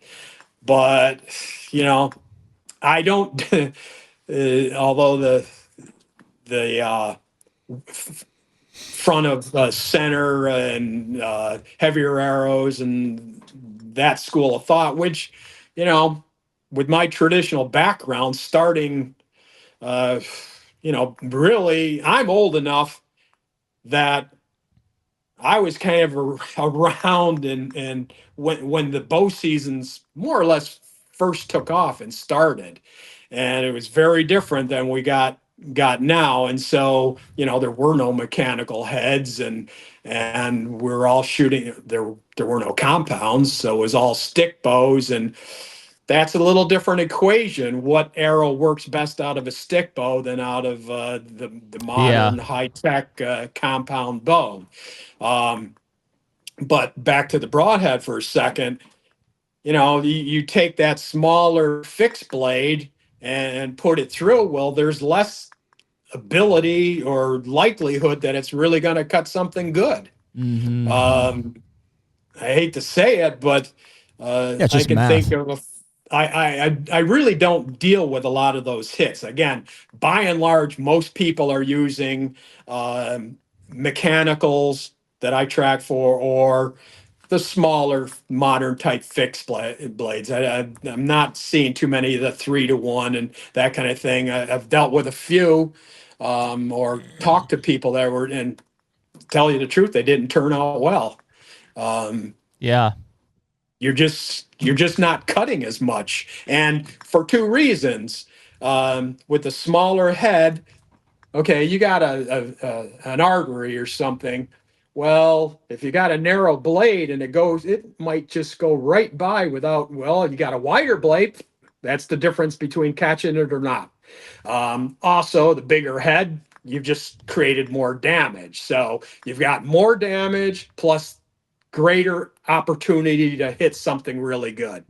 So that to me just makes sense. So long as you can punch that through there and ideally get a pass through, and you guys are shooting big, heavy compounds, you ought to be able to accomplish that almost whatever size head. So to go with a little narrow thing, to me, really doesn't make a lot of sense. Unless you're really sure you're going to be blasting through bones, then it makes a lot of sense. So again, back to, you tell me where you're going to hit it. Right. Then I'll That's tell the you. right answer. Yeah. Tell me where you're going to hit it. I think the hard thing for a lot of people, and again, it starts off skewed, right? And I don't remember who actually put out the statistic, but they're basically, it was a tracking organization. And they were saying, like, here are where the shots were, here's the percentage of deer that were found based on where the shot was, right? And again, most of the deer that were found dead were behind the shoulder into the guts, basically, right? Like somewhere in that soft tissue, whereas the ones that were hit more front shoulder and forward were not found. Again, it's probably skewed data out of the gate, right? Because those are only the ones that you're going after immediately, right? Like clearly the guys who double lunged it probably didn't have a tracking dog out there looking for that deer. So that's not included in that. As well as if you're using a mechanical and you shoot in the shoulder blade and stuff, more than likely you're not getting penetration and finding that. And the guys who are using a heavy arrow and a strong single bevel fixed blade probably aren't calling a tracking dog because they're getting penetration. You see what I'm saying? Yeah, I do. From a data side. Don't you think that and there's obviously a ton of variables, and there's never going to be 100%, correct way to do this, but you could almost conceptualize a model, that if you were to input, the values or your variables to say, bow weight is this, arrow weight is this, forward of center is this, whatever broadhead style is this, like it should be able to determine the likelihood of penetrating certain areas of the animal. Sure. You know what I mean? So like, because ours is through trial and error. You know what I mean? Like I've just shot enough of them with my setup that I feel confident that I'll penetrate at any angle. Well, even your Iowa deer though, you said it right out of the get go is you didn't make a good shot on it, but you said dead deer immediately when you shot that deer. Yeah. Yeah. Well, and that was a great example of like the forgiveness that an expandable broadhead, gives you. So like I was really grateful in that case that I was shooting I wasn't worried about penetration with the shot. And you weren't necessarily thinking you hit the artery, but you were thinking, I shot it in the guts. That's a dead deer. Mm-hmm. Yeah, right? Yeah. Because of the expandable? Yes. Yeah. And just my knowledge of what I thought was a gut hit deer at the time turned out to be, John, I hit that deer. This was the deer I shot on Beaumarsh Place that I showed you the other day. I hit him, boy, I would say a foot back, 12 inches back, and maybe 8 inches high, high guts under the spine is what I thought it was. And I shot that deer clean pass through, and he had no idea what happened. Like to your comment about, and he wasn't freaked out by it. He just was like, felt something for a second, heard something, and just trotted off, maybe 20 yards, 25 yards, and just stopped and like looked around and like, what was that? And just fell over stone dead. And upon inspection, when I got down, I'd cut that artery that runs beneath the spine, and he bled out like in seconds. It was aortic artery. You hit that, that's as good a shot as you could possibly get. Yeah, gusher. That's right. And so I was really, but even before the deer died, in my mind, I was confident, but I was mad at myself for not making the shot that I wanted, but I was also like that. In my mind, I'm like, that's a dead deer. I have a big expandable broadhead. Most guys wouldn't think that when they made that shot. Those are guts.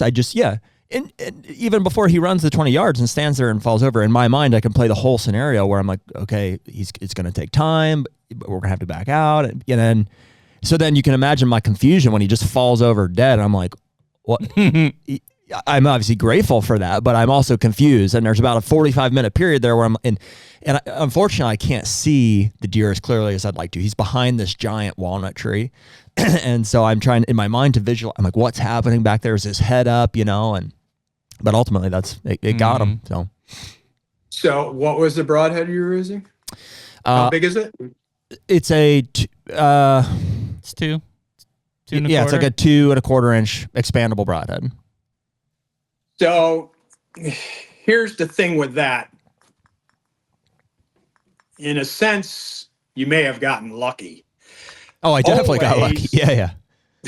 Always the variable that you have zero control over, exactly, the orientation of the blades. Right. And depending on where you hit, you might be better off horizontal, vertical, depends where it's at. I've seen cases where you just got tremendously lucky with that, and seen cases where because it wasn't oriented the proper direction, it didn't happen. Right. So there's always that element of luck or not being lucky, and that's just the way it happens on some of those medical miracles. I think just the rotation or whatever, it's able to slide between things or just barely nick an organ in a non-fatal place. And what seems like it ought to be an awesome shot, it turns out to be not a fatal shot, or in the case of something that looks pretty sketchy, you happen to hit the right thing and all of a sudden this great shot. I've recovered deer shot almost in any part of the body.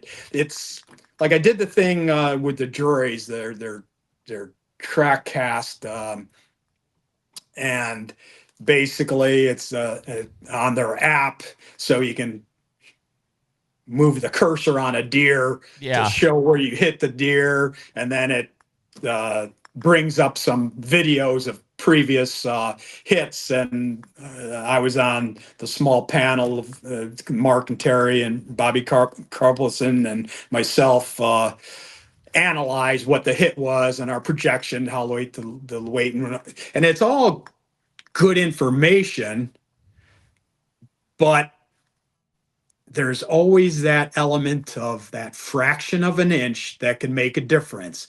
This is probably what happened, but that quarter inch or eighth of an inch or a 16th of an inch, one way or another, might turn that shot, which should have been good, into something that's not, or a shot that's really iffy or a lousy shot catches the right thing, and all of a sudden you got a killing shot. And so when you're talking to some of these guys or looking at some of these tracking apps or whatever might be out there now, what's their database? How big is it? Yeah. Because that's another thing I say. It's incredible how I say things go in streaks. Like I'll see at one of my outfitters, some weeks is like, can you even kill a deer with an arrow? There's just nothing's dying. And then the next week they're getting hit all over the body and there's the dead deer. It's like, how do you explain that? Things just go streaky. So you better have a lot of very careful data to be making any strong conclusions that it's definitely this or definitely that. And I would say most don't have that data. It might be data enough that they think it, but is it truly enough data to make those strong conclusions? That I would be skeptical of. Well, John, I mean, I think the curious thing from us in your position is, how often do you think that you're the first call, as in like, I'm not sure where I hit, I need to call John and get him out here, versus the last resort call?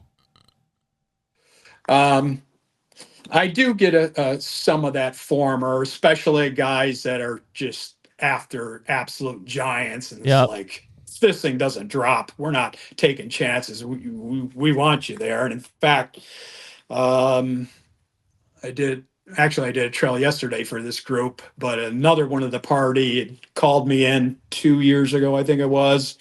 The deer turned out to be 217. Oof. And so they knew they were after this giant. He got a shot, and they had said before he even shot, if this thing doesn't drop, we're calling you. We're not taking chances. Yeah. Okay, fair enough. So I'm kind of on standby for that one. Well, I get the call that it's been hit. And they had video of it, and dang, it looked like a heart shot. It looked really good, but it ran off into the woods. And so, true to their word, they say, well, come on over, run it out, but it's going to be laying right inside the woods. So I get over there and I look at the video, and it was kind of on the low side. It did look like a heart shot, but really low. I hate and those. They were all hot to try to get out after it, and I was trying to hold them back a little bit, and finally there was no holding them back anymore. So we go out there and harness up the dog and get all geared up and start on the trail, and sure enough, she picks it up, and there's a speck of blood or two out in the food plot, and into the woods we go.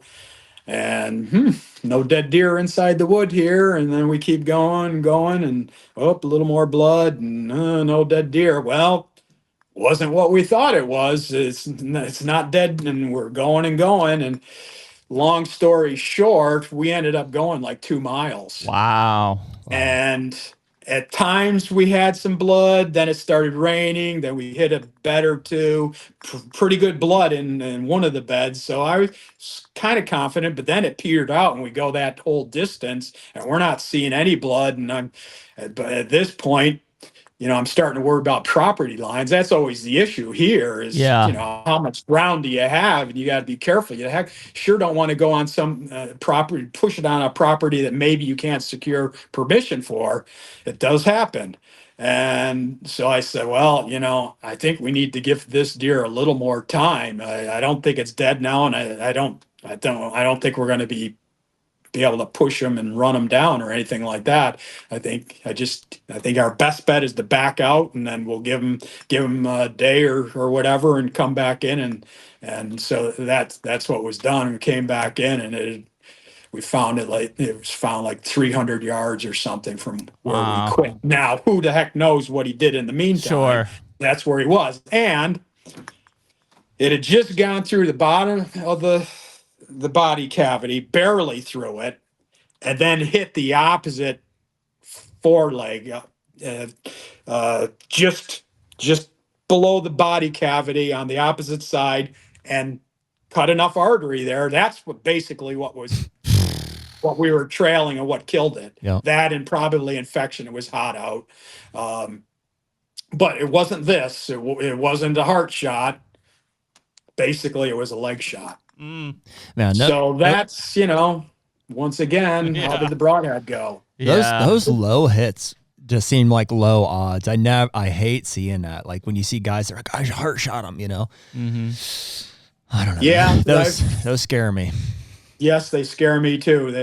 They're always not as wonderful as what's thought. And then on the very bottom, you're also very much depending on the blade orientation. Absolutely. If you're horizontal, you might catch next to nothing. If it's vertical, might zip them wide open and everything falls out. Yeah. Seen it both ways. I think that's when you start to think about that, because you'll talk to a lot of people and they'll be like, well, if you put it, from here to here, like that cavity is just full of vital organs. And they're right. If you get in that cavity, I mean, that's a dead deer 9 times out of 10.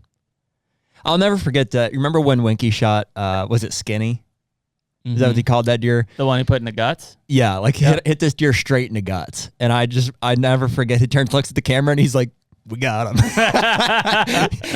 But he was right. Well, it's not the shot you wanted to make. Like he'd kill enough that it's a dead deer. It's a dead deer, and I imagine he was shooting those like rocket expandables or something at that time. So played into his thought process there. But I mean, do you think, John, that on some of those deer like that, although it should be a dead deer, recovering it's a whole different question of like how hard did they push it, how fast did they push it, that kind of thing? Yeah, there's all kinds of variables that play into it, but again, not so fast. Punch it through the stomach or whatever. Oh, we got them.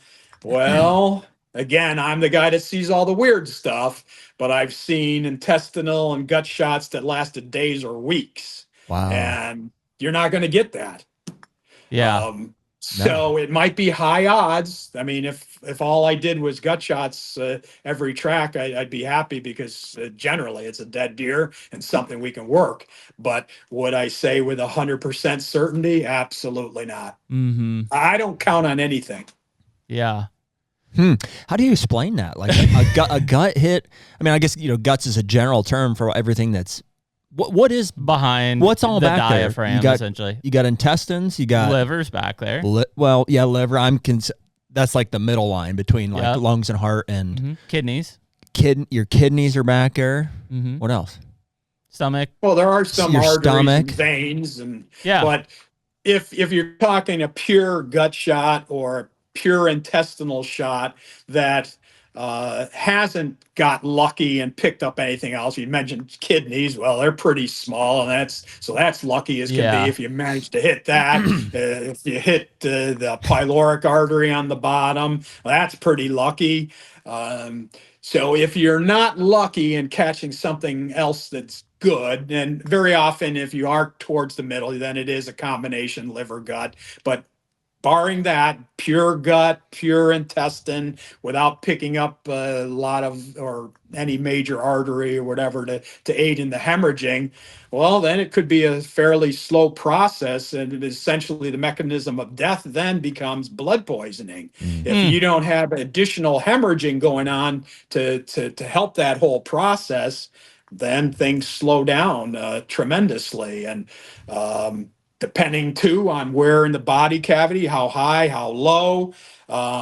If it's down towards the bottom, things could be pooling up there or leaking out. And so my theory is then it's not being reabsorbed into the blood system as quickly, and that's going to go slower. Back into the intestines, that can take a long time. There's not a lot of blood system back there to reabsorb the toxins. So there is a fair amount of variability, and though in total it's high odds, there are. I mean, I dealt with some this year that were multiple days, and there's at least 3 that I can think of. I had to go back another day and to finish it out. Yeah. What is the? I know there's probably not a right answer to this one either, but whether they have it on camera or have what they feel is an accurate assessment of where they hit the deer, what is the recommended? What is Tracker John's recommended time frame for how long you should wait to go on a track? What kind of a hit are we talking about? I mean, exactly. That's what I mean. So if I say, hey, double lung, you know what I mean? Hey, I got a double lung. I didn't see him go down, but the next would be like a gut shot, followed by, a limb somewhere on the body. You know what I mean? Is there generals like, well, I think I hit him in the liver. I think I hit him in the guts. What's the assessment on how long we should wait? Yeah, I could generally tell you what I would project, but there's always variables. Like the weather. You got rain coming in, well, that might skew when you're going to go. Are we talking about a meat animal, or is it most of the value in the trophy? I mean, we're going to risk losing the meat, but possibly still get the trophy. You're going to go too early, try to get the meat and lose everything by pushing them. So there's lots of variables. And again, sometimes you don't truly know exactly what the hit is that you're dealing with. So there's a bit of guesswork there. So you make the best projection you can. If you think, it's a great hit, well, then you might be looking in a hour, 2 hours, something like that, at least having a little look. Gut shot, I really don't like going for a gut shot for like 15 hours, and even 24 isn't really a bad choice. Wow. I've just seen too many that were still going at 24 hours or plus. And I assume just weather dependent too. Like, if it's going to be cool out and you're not risking, if you're thinking about the meat side of things, right? That purely like that end, like why push it? Like there really isn't a reason to push it unless you're worried about coyotes. Well, like you said, weather, coyotes. Yeah, I mean all the above, and yeah, and you can be between a rock and a hard place. What's the better choice? Sometimes it's hard to say, and everybody thinks, onto the gut shot for a minute, everybody thinks, don't push it, and it's going to go 150 yards bed up and leave it alone. That's where it's going to be. Well, don't count on it. If they read the script, hopefully that's what happens. But I'm here to tell you, I've done a lot of gut shots that went very far distances and they weren't pushed. But then there's always the unknown. Did a coyote bump it? Did another deer come along? And this guy's looking kind of weak. This is my chance. Another buck got him up, or sometimes they just go.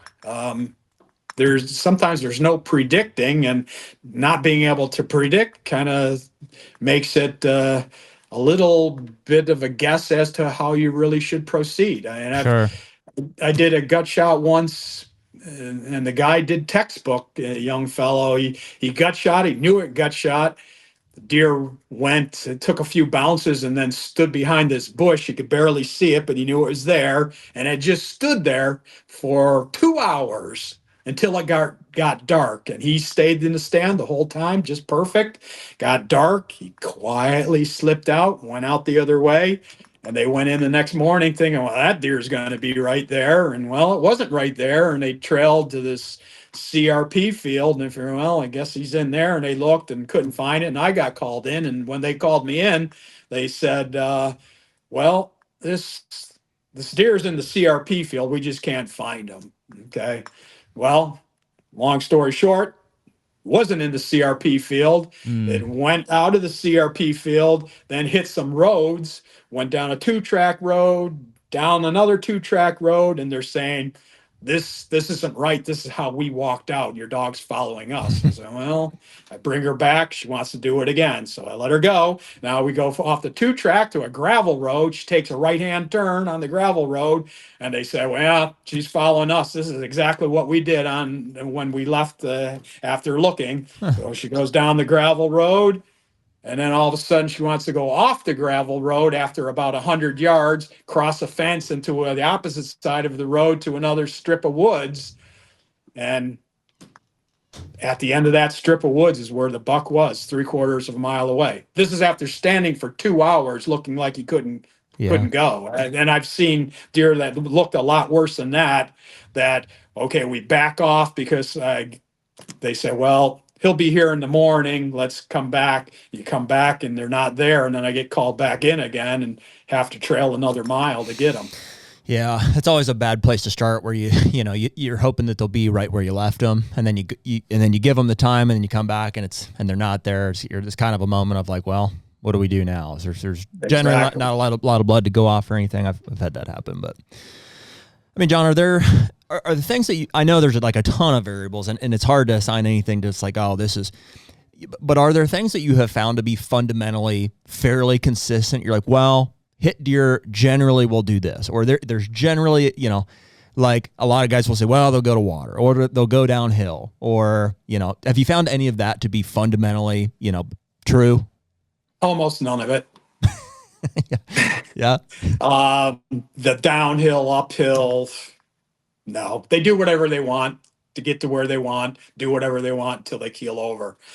The one thing that does play out with a regularity that is definitely worth checking is with the gut shot in water. There is a correlation there. Other types of hits, I don't really see a correlation unless they're going to water to try to get away from coyotes, or they happen to be going through the water and they're weak and they get stuck in the mud, or they just happen to expire there. Yeah. But as to being attracted to the water, the gut shot seems to be the only one that has that propensity. When you say they do whatever they want, I mean, does it seem like they want something consistent? Like, and maybe you're going off the guy's knowledge of the property to say, oh, it seems like he's going back towards his core area or back towards a bedding area or something like that.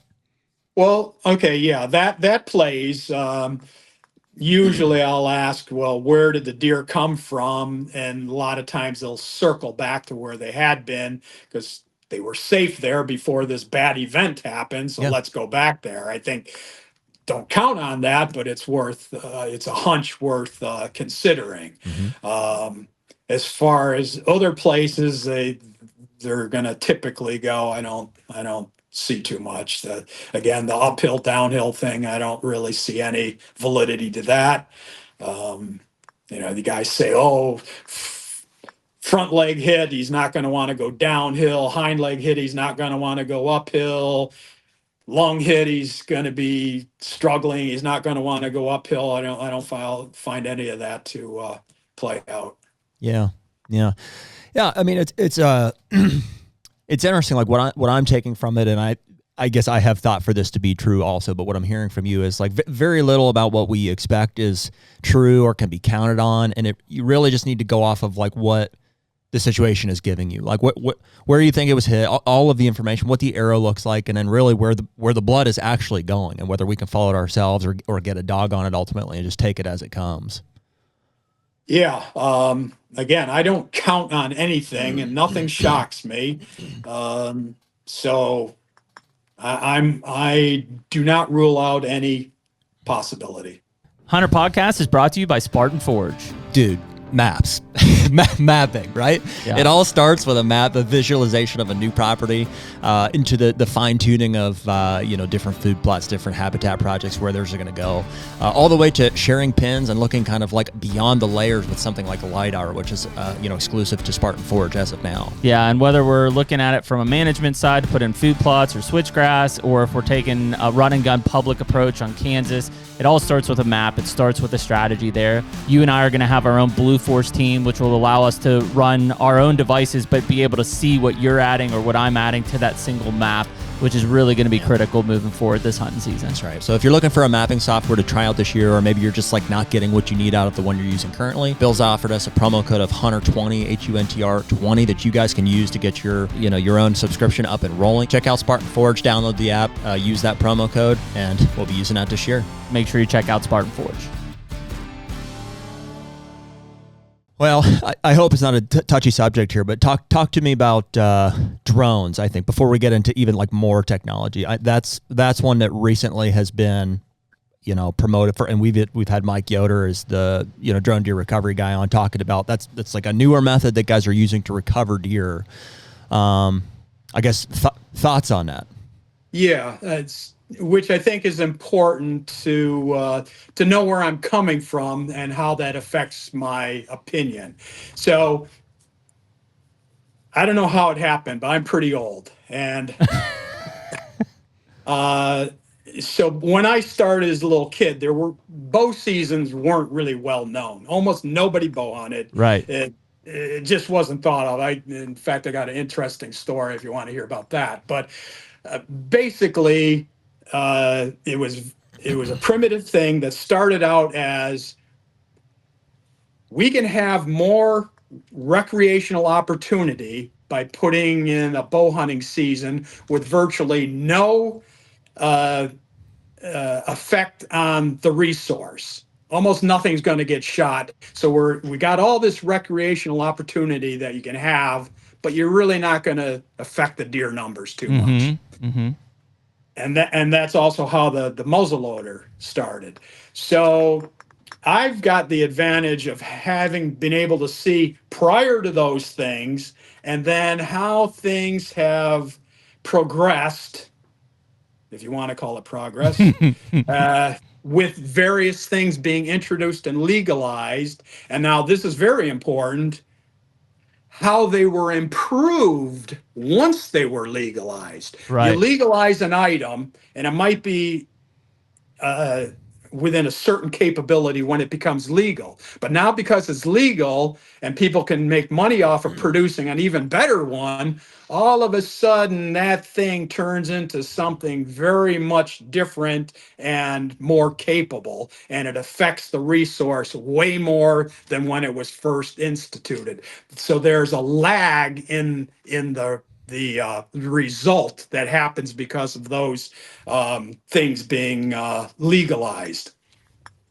So I've seen all those changes over these 50 years or more to where we're at now, and how things, as they're legalized, you don't really project what that result is really going to be. You kind of take a fairly narrow view. For example, we won't get deep into this, but the crossbows, it was promoted that, well, there's going to be less wounding. I mean, it's a more capable weapon. That was presented to me by a fellow I tracked for that used to own a crossbow company. And when he said that, I kind of rocked him by saying, no, it won't. He kind of looked at me. I said, no, because guys will always use it to the limit and beyond. So Sure. It won't save anything. And I think that's the way it's turned out.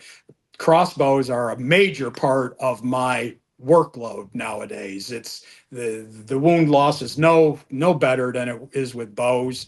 Now it could be if guys were using them as they would a bow, but they're shooting farther, shooting funky angles and whatnot. Right. So when you get to the drone, you got to look at, well, what is it like right now? What's it gonna be as it gets developed and it's cheaper and more people have them? And how is it going to be used? And so my opinion is this, and I'll straight out say it. It's sad and it's pathetic, and it has no place whatsoever in fair chase hunting. There is no way to use a drone without saying, well, you might as well legalize it for everything. You cannot, there's no way you control this use only for game recovery. When I'm trailing with the dog, I'm on that specific animal. Nothing else is getting bothered. When you're flying with the drone, you got to be looking at everything. You got to be checking, is that your animal? Is this your animal? You're surveying the whole thing. You're learning about every deer in that property, unless you happen to get lucky and spot yours first. Now you're going to tell me that you're flying and, oh my gosh, look at that 200-incher in that brush pile over there. You got to tell me people aren't going to make a move on that or hunt according to what they discovered during looking for their deer? Or, okay, if we are looking for your deer and you find your deer and it's superficially hit, well, now what? Do we keep after that deer with the use of the drone? here's a deer that's superficially hit. You got that drone information. Now the guys can go in and make a move on that deer. It's a superficial hit. And without that drone information, they wouldn't have been able to do that. So my thinking is that it's going to encourage guys to take wilder shots, because what do you got to lose? Shoot, and we'll find them with the drone. If it's dead, if it's not dead, we'll find them, and then maybe we can make a move off of that. Yeah. I think the ramifications that aren't particularly obvious right now, as they become more widely accepted and used, if they do, I think it's going to open a whole can of worms that we'll be very, very sorry for. Well, yeah, I mean, I think it's even take the shot aspect out of it. I mean, it's even, and not everybody. There's a barrier to entry, which is the price right now. When especially when we talk about thermal drones and stuff, but it's even more efficient than cell cameras are at locating big bucks. I mean, there's no private property. I can fly anything, anywhere besides like these restricted areas, from an airport side or government facility side, and I can locate a big buck. And then if I want to make a move with cameras or whatever, I can do that. I mean, it's completely cell cameras were the thing that kind of like lifted up the rock of like, hey, what's underneath here? Drones literally have just moved the entire boulder pile and just unveiled everything.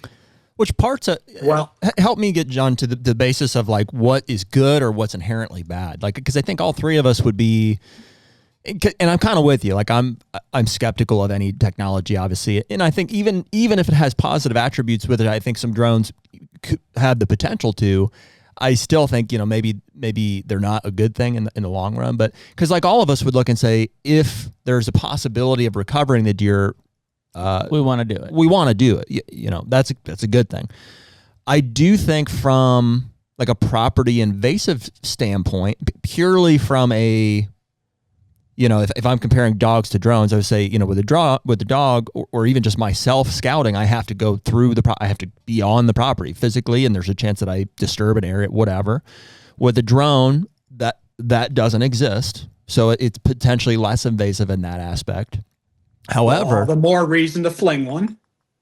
Well, yeah. Well, and ultimately, let's get to that. I guess the psyche is, it's a really difficult thing to figure out completely, but where I really struggle with the drone thing is it's so good at, it's almost like 100% that you're going to figure something out, whether it's where your deer is that you hit and what the hit is like, but also you're going to learn things along the way.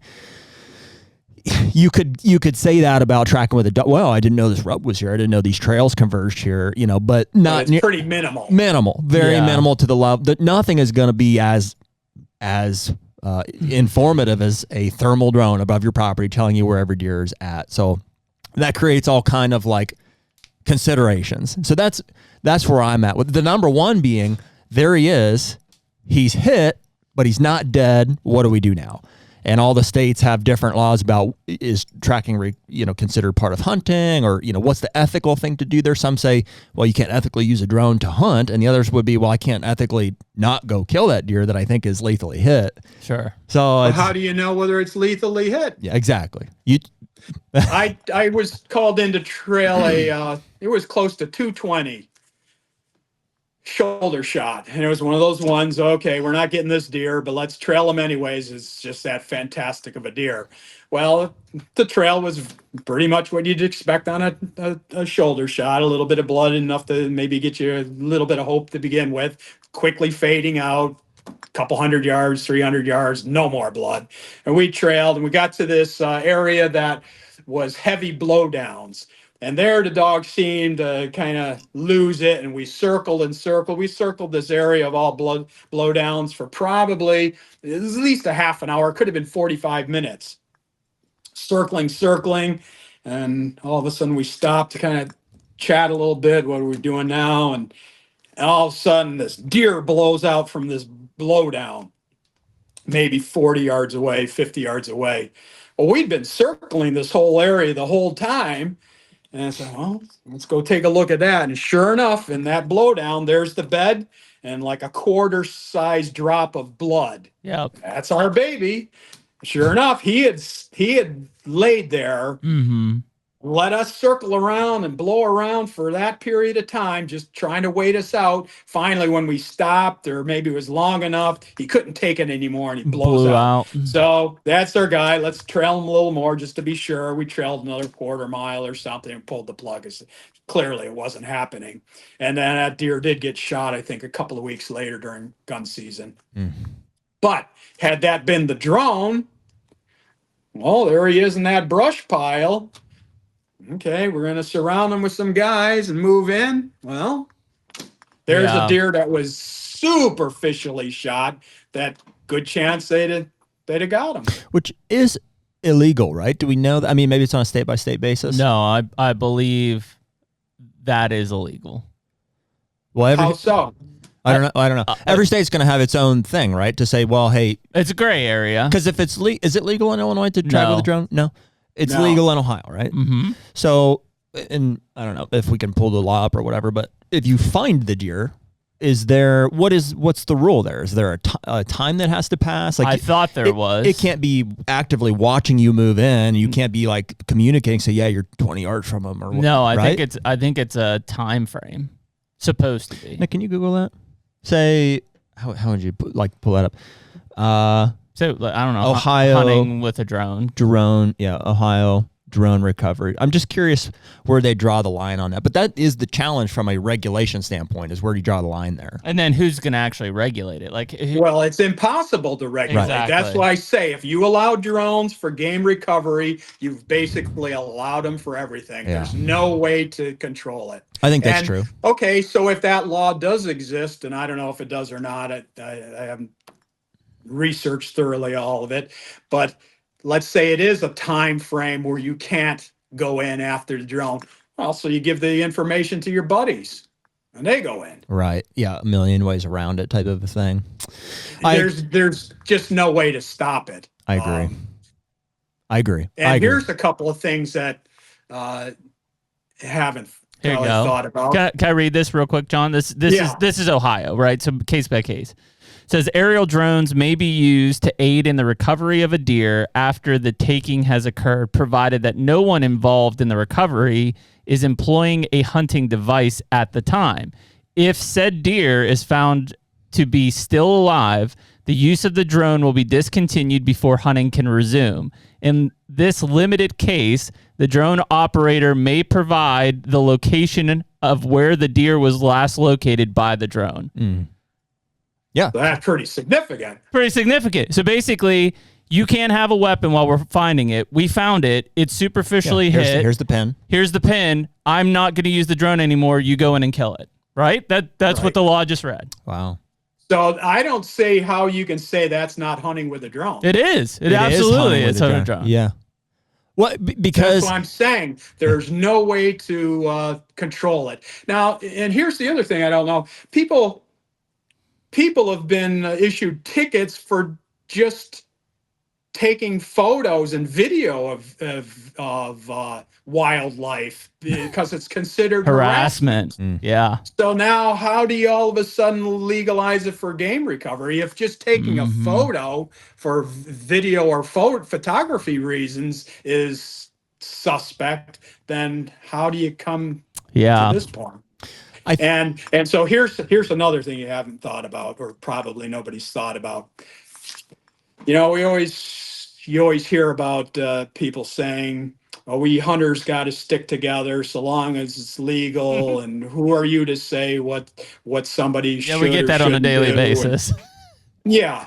Well, okay. So strength in numbers, that's the argument. Well, here's the thing. There's a lot more non-hunters than hunters. And no matter how banded together hunters are, the non-hunters outnumber them, and they're going to control votes on items if it comes to that. If the general public becomes widely aware of cell cameras, thermal drones, and all of a sudden this fair chase hunting that they kind of think is all right. Now you're hunting them down like the military. I think the public's opinion could really skew to the point where it's saying no more hunting. Yeah. If this is if we're just about killing deer, well, let's put bait piles out at night and get skilled sharpshooters to control the numbers. We don't have to worry about hunters. Yeah. I think it could turn really ugly. Again, I've been watching the technology go like this, and now we're hitting that point where it's about to do that.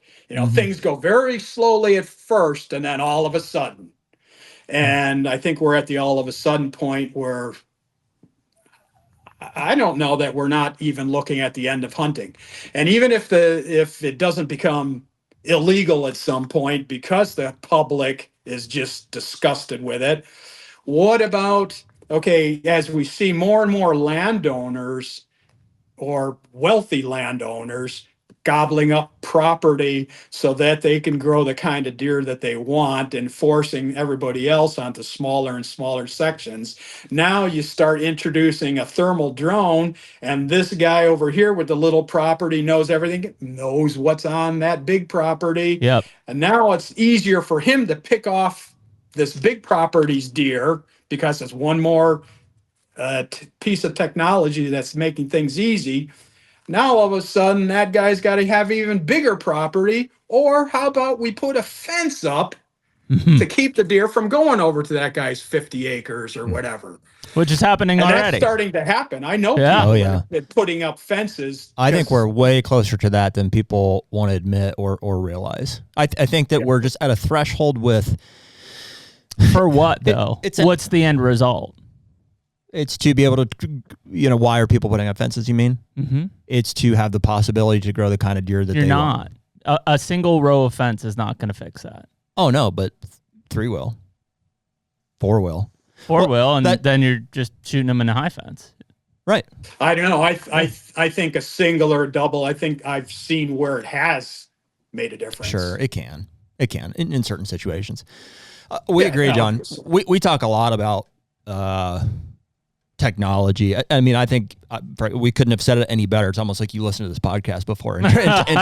In terms of like, it was legalized at a certain point, and the assessment of its lethality or how it would affect people's psyche, or how, the toughest one for people, lawmakers especially, to maybe have the foresight on is how it would affect not only the resource, how many deer are we going to kill, but access itself. How is this going to cause people to want to, or feel like they have to buy more land to keep people off, to insulate themselves from technologies or things that make everybody else more lethal at deer? And so we've seen that as well, not over the 50 years that you have maybe, but even just in the past 5 years, I would say. It's like, okay, we see a distinct separation of like wealthy hunters and everybody else, trying to, we're volleying for the same resource.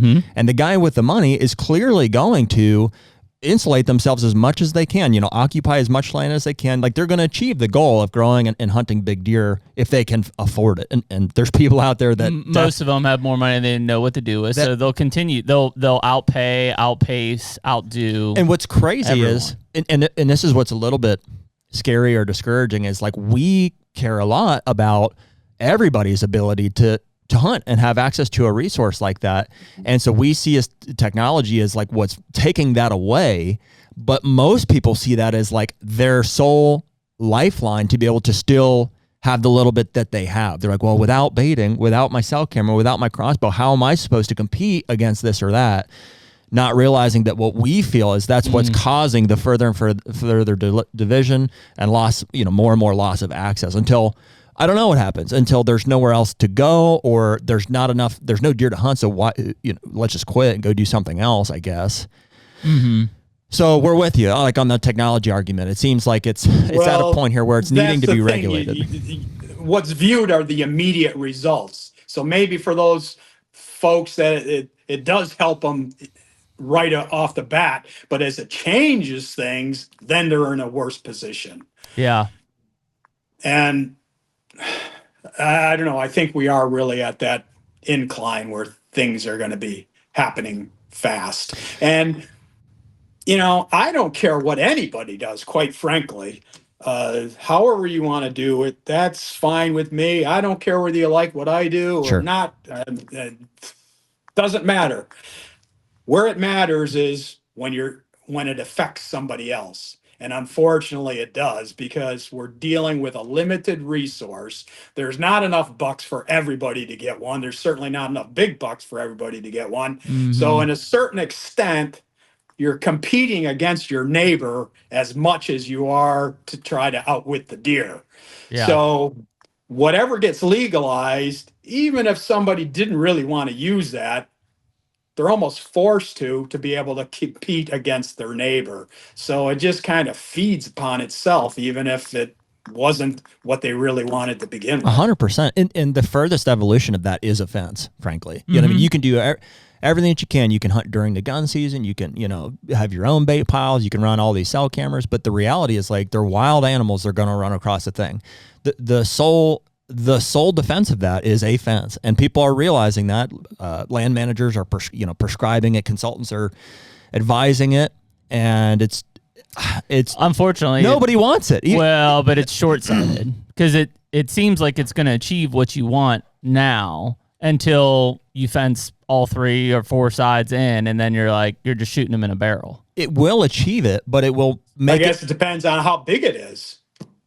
True. Yeah, well, we talked about that too. Well, and I mean, because you see that we've seen it. So I mean, I lived in Mississippi for a long time. There were coming from, Jeremy, is it's going to take away what we actually. It won't mean anything. Exactly. It won't mean anything for you to go kill a 5-year-old 200-inch deer in a 150-acre high fence in Illinois. Like, what will that matter? Right. Yeah, great. Well, that's why nowadays it's not just shooting a buck, but how big is it and how many? Yeah. Right. When I started, my dream was to someday I'm going to get a buck with my bow and arrow. Yeah. And I started with a bow and arrow when I was 5 or 6. Back then, you had to be 14 or 16 before you could legally hunt. So I had all those years just dreaming about it, practicing.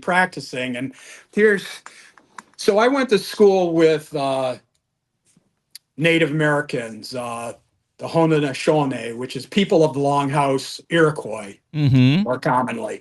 So Onondagas, Oneidas, Mohawks. So their native game is lacrosse. Yep. So I learned to play lacrosse with them. And one day I was down with one of my friends down on the res, and they play box lacrosse. It's like a kind of like hockey arena. Only, of course, no ice, and it's a rough game. So we were practicing. We got done, and his dad picks us up.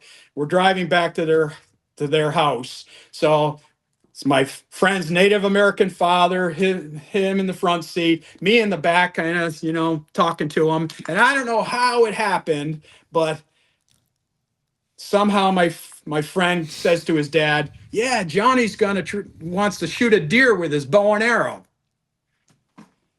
Here's a Native American guy, and they kind of have a somewhat dry, sarcastic sense of humor, but he didn't hesitate for a fraction of a second, and he burst out laughing. The concept of me actually killing a deer with a bow and arrow was so foreign back then. And the Iroquois had been using guns for 200 years by then, but my point is bow hunting was not a thing. Right. It wasn't common. The average guy didn't know about it. Here's a Native American thinking that it's just a ridiculous idea to get a deer with a bow and arrow. And maybe it was because he was also thinking, well, for a white kid to get one with probably more of that. I think it was mostly just the bow and arrow. Yeah. Not for you, white boy. It just wasn't expected. Yeah. And so I've seen this steady increase as the weapons get better and better to the point now where it's no big deal to shoot a deer. That's great, but it's, it's not what it used to be. The sense of accomplishment is very different. And so will it continue if you've got a fenced in enclosure? Well, it's certainly not going to be the same, but what if that fenced-in enclosure was 3,000 acres or 5,000 acres. Well, now it seems pretty much just like hunting, but of course they can't get out. Yeah. It's a weird position, like, that the legislators are in. Like, we've talked to a few of them from, you know, and also like deer program leaders and stuff. Like, there seems to be this sense of like, everybody acknowledges, I mean, how couldn't you, that technology is evolving, it's impacting how we're hunting and killing deer.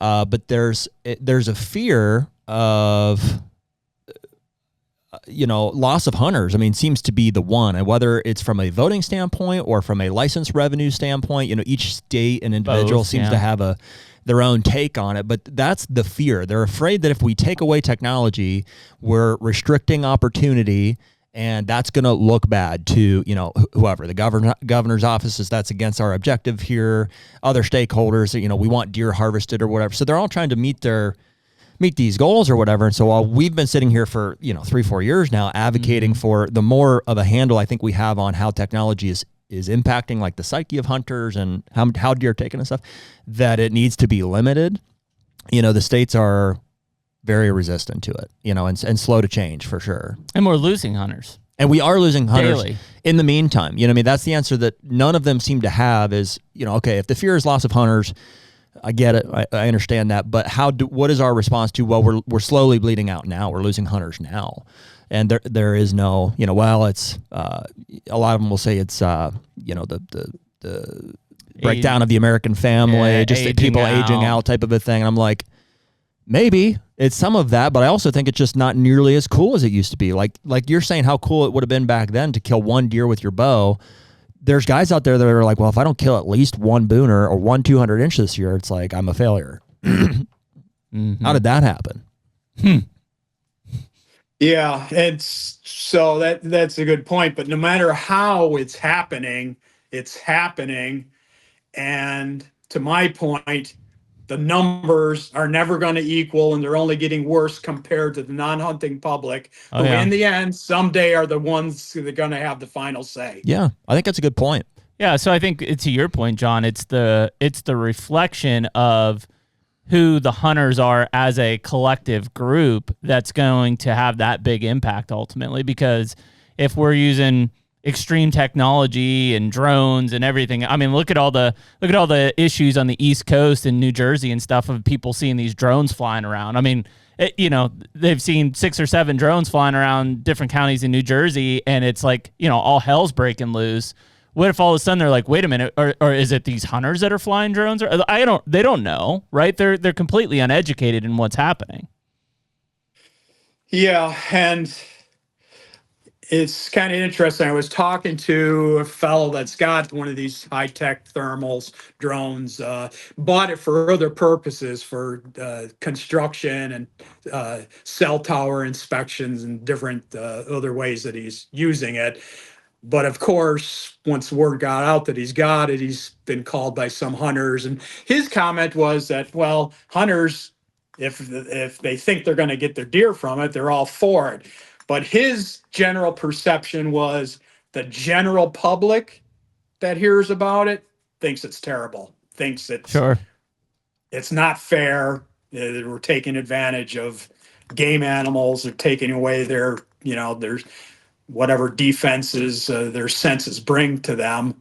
I think it's a privacy issue anymore. I mean, that again, completely separate issue. But if you look at these drones that have been flying around in New Jersey for the last few weeks, everybody's freaked out because of the privacy aspect. Like, why is this thing flying over my house? What are they filming? What are they videotaping? What are they taking pictures of? Right? It's privacy. And that's why in a lot of cases, Oh, I thought it was more a concern of like aliens or war.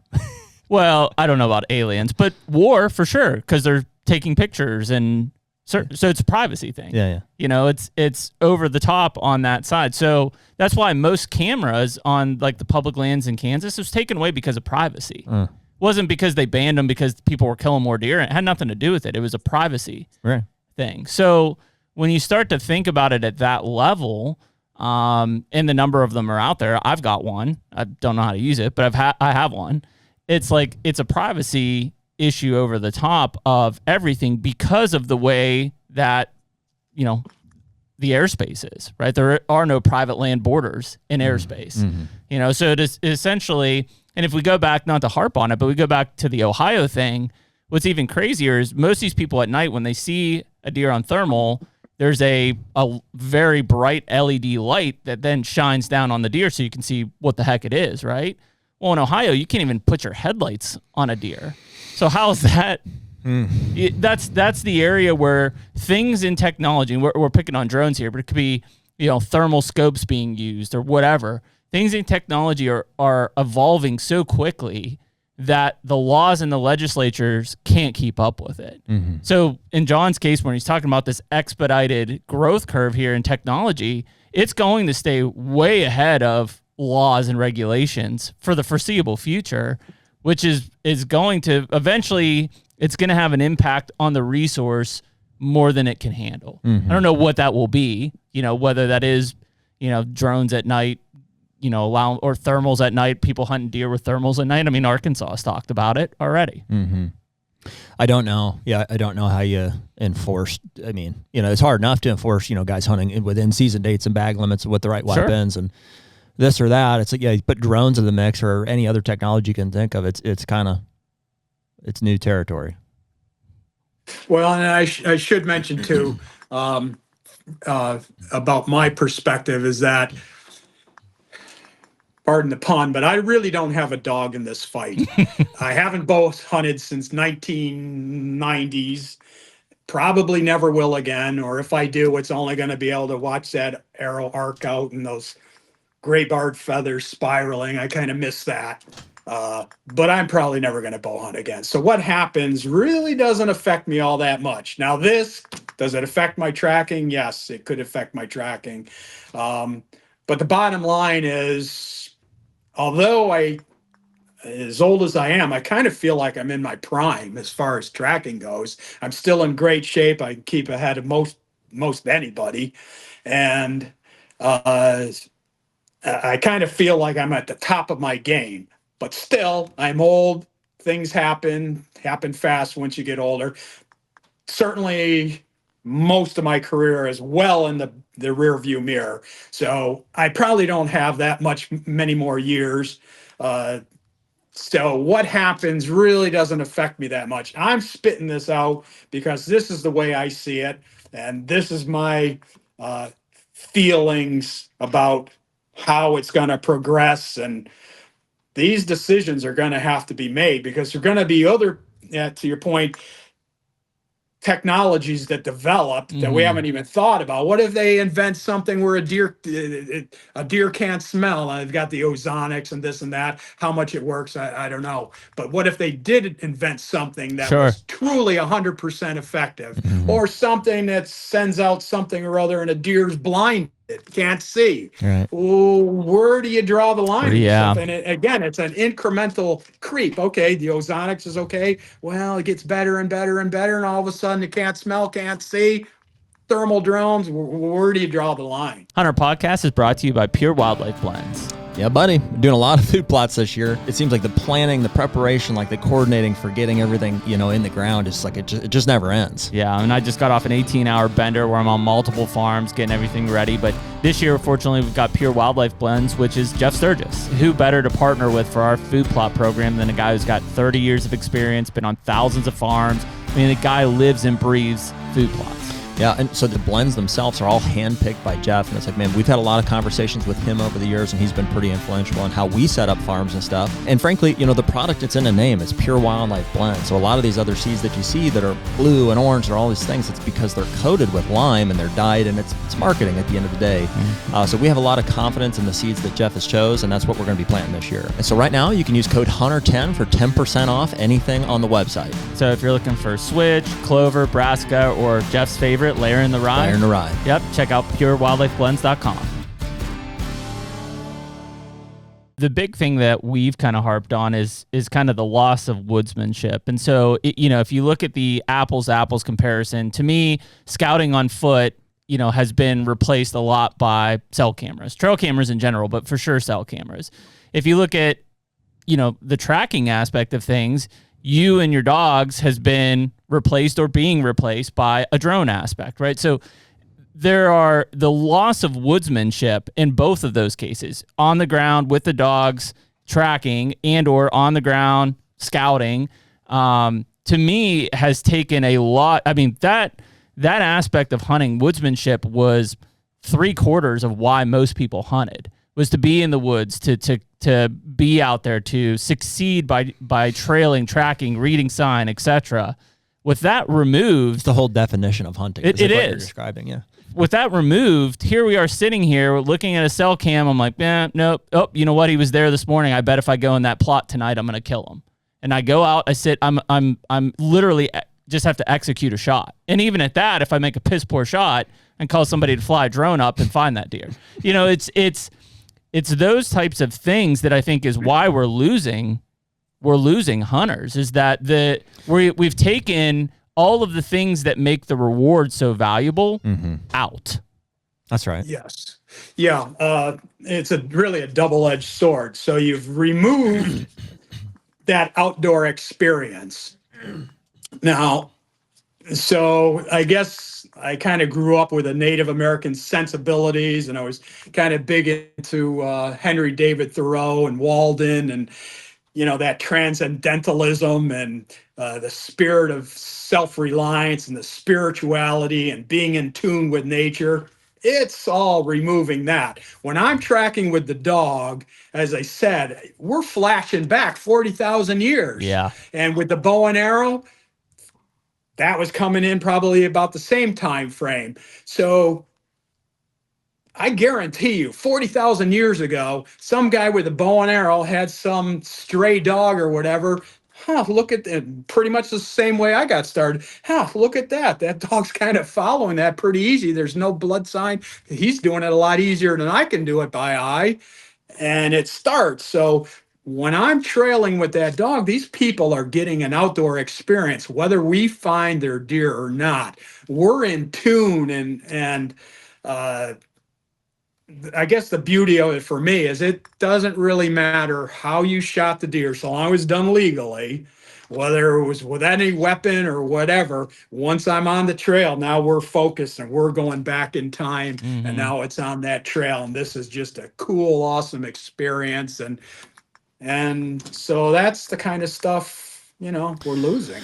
I think it's there. I think it's like inherently in us as human beings. I mean, I think we realize it when we see it. I mean, just yesterday I went and walked on, public land where, and I guess parts of it you can't run trail cameras on, and this is in Ohio where on private land you can bait. So a lot of guys, the setup is I can dump a corn pile, I can run a cell camera over it, and then, with whatever weapon or whatever blind you're tree stand you're hunting. I mean, it's situational, but like I got a small taste of, while I think I want to have that. I'm like, in my mind, I'm like, I'm out here woodsmaning it. I'm trying to like scout and stuff. But at the end of the day, I'm going to run my cell camera over a mock scrape or over a corn pile, or, it's just the most effective. I'm competing against my neighbors, like you said.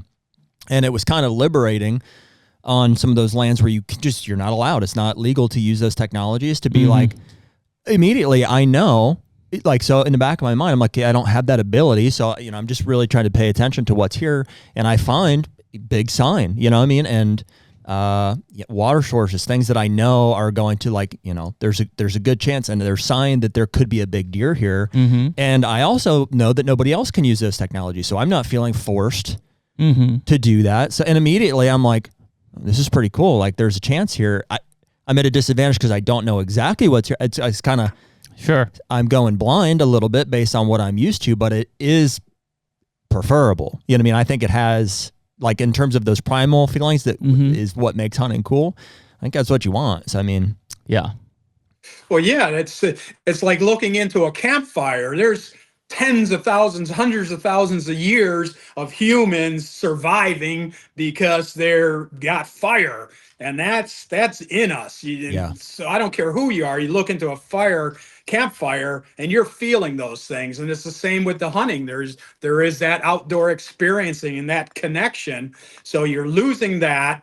But the other part of the double-edged sword is that when you get those other technologies, it also allows, not only do you lose having to scout that property that you were so excited about, but you can, with the technology, you can handle that one and this one and this one and this one.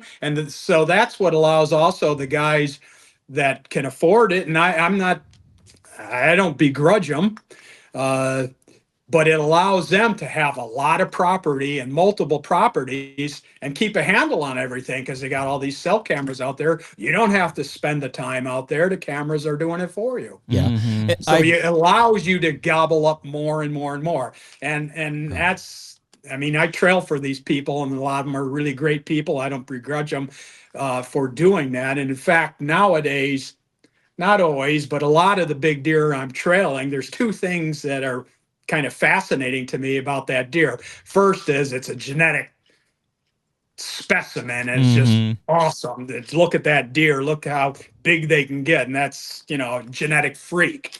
The second thing is not so much the hunting of it, but how did that guy, what was his entrepreneurial skill set that allowed him to collect all this and be able to put this in place? We're dealing with smart people that are real hard workers and go-getters, and they've done well for themselves, and they're able to set these things up for themselves. I don't begrudge them that. That's awesome. Right. But it's what I'm more impressed with is the entrepreneurial aspect of it rather than the actual hunting of it. The hard part is shooting a 200-inch deer is having a 200-inch deer to hunt. That's right. That's it. Well, and we're, like, not to remove us from the equipment, like, we're just as guilty of, like, we bought a farm in Illinois to go and hunt, and we monitored it with cell cameras, and there's all kind of like what ifs that you could plug into that scenario, but like, we don't blame anybody for using technology. It's like we see it as you are competing against your neighbors essentially who have the same technology. The problem is, or what's creating that dynamic is the fact that the technology exists and is legal for taking deer to begin with. So, and run that down the line, like, I won't bash anybody for using crossbows or for running cell cam, for doing all these things. Like, you're kind of an idiot if you're not. You're competing against your neighbors. You should use every tool at your disposal. Right. Our, appeal is geared more towards, the legislators, I guess, and the bodies that have, the ability to, make restrictions and enforce it and stuff, because. Yeah. Well, I mean, think about where we're at right now is it's human nature to want more. Yeah, it is. Where do we go from here?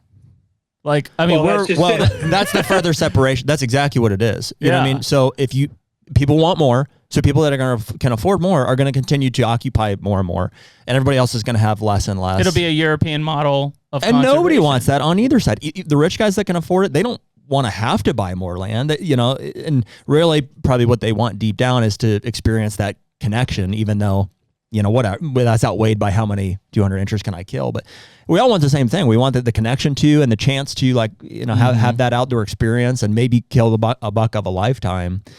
And we're pretty far away from that at this point. Well, and that's what I encourage people. Try to get back to that, or don't negate it. I really wish everybody could experience that. I'm really glad that I lived in the time frame I did. Some people say to me, "Oh, you should have been born a couple hundred years ago or 300 years ago," and I say no. I think I existed in the absolute perfect time frame. I didn't have to worry about anybody clubbing me over the head and scalping me. I got to, because of what I did in the far north, I got to traipse around property that was no different than it was 2,000 years ago. So I got to experience all these things, and I got to see what's real and what really the reward is. And I see that drifting away. And again, for me, it doesn't matter. I'm done. But for you guys, it matters. And yeah, it does. We're on the opposite end of the spectrum. I mean, I say all the time, like, we're a lot of people probably wouldn't want us to be having these conversations. I mean, they would just say, well, it's, you shouldn't tell us how to. We hear that all the time. You shouldn't tell us how to hunt. Hunters need to stick together. And I agree, like, with all of that. But at the same time, we see, and we attribute it to technology in large part, but for whatever reason, the decline coming. And like, I'm 31 years old. I mean, I'm way too young. I got way too much hunting ahead of me to let the sport that I love and the animal, the species that I love just, continue to be molested, the way that it has been. And it seems like from the outside looking in and from the conversations we had, like we're just a few small restrictions away from, being able to not put it all back in the bag, but like maybe remember what was cool about it just like 5-10 years ago. So that's why we have them. Or even at minimum, let's stop right here. Yeah. Right. Yeah. Just it becomes an block. ever escalating, arms race. So sometimes it's hard to stuff the genie back in the bottle Right. once it's out, but can we at least stop from opening up anymore at this point? Mm-hmm. Yeah. I mean, because human nature will want to force that hand to continue to evolve. But yeah, I don't know how much more we can go in that direction without completely collapsing as a hunting society. Mm-hmm. Well, it's interesting to hear your perspective on it for sure. I mean, the blood trailing thing is obviously, and you can see how things like drones or cell cameras might affect that. But the bigger conversation, I guess, is the future of like kind of where it's going here and stuff. And I don't know, it's at the risk or whatever of Jeremy and I sounding like doomsdayists on the hunter, or even a broken record because we talk about it a lot. But we kind of have hit that point where it's like, all right, we can kill them all. Like there's no more, ghost of the woods. There's no more like unknowns. There's not really any more rocks to turn over as far as whitetails goes. So it's like, it's been well established. We can kill them, And so now it's just who can kill them and how many can they kill? And it's like, I don't know. I don't think that's good for the sport. I don't think that's where we want to go. No, it's not how we got here. And I think that some of the heyday of deer hunting from an experience side is long gone. And I don't think we can necessarily bring it all back, but to John's point, I think we can kind of put the brakes on it here. Yeah. And there's still places, you can go places, I mean, like I mentioned, there's, whether it's vast public land, you can see guys finding pockets of that opportunity where the technology is not allowed, frankly, Sure. or they can go to wilderness areas, Canada, some of the more where it's not been as impact.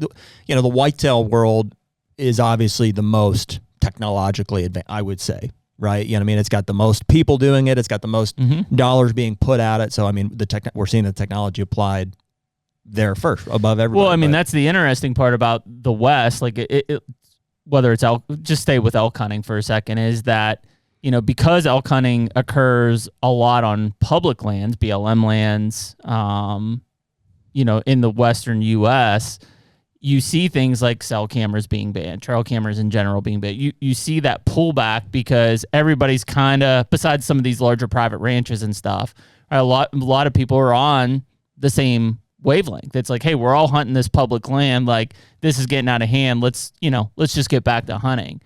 Because of the privatization of whitetail, with the way that just our landscape is structured with smaller parcel private lands, I wonder, it's tough to put that equalizer over top. I wonder what, there's certain technologies that are going to be more lethal for certain species, I would imagine. Like elk are nomadic. I can see thermal drones or just drones, to locate them because they're a nomadic species being like, just there they are. Let's go there instead of like riding into a canyon and glassing all day and not seeing anything. I mean, it's the polar opposite experience. Like, let's park at the trailhead and throw the thing up and find the thing. That's why in Alaska you can't hunt the same day you fly in, because you fly in and like there they are. You can't. Obviously, it's an unfair advantage to land and be like, okay, let's go get them. Yeah. Yeah. Same thing. Yeah.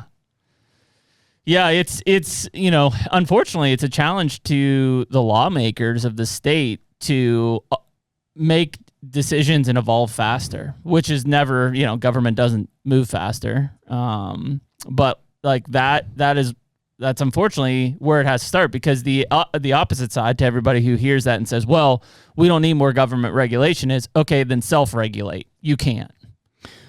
Well, and you just can't. The real challenge, most people won't. The challenge too that we've experienced is like getting hunters to see the impact that it's having. You know, like, you know, we'll say something like, you know, hey, we should get rid of baiting in Ohio. It's like a very common one that we land on. And even though that's not a technology, it's being used in conjunction with technologies, and it makes it extremely lethal. And, you know, a lot of hunters, you know, I mean, Proof in Kansas tried to ban it, you know, a year or two ago.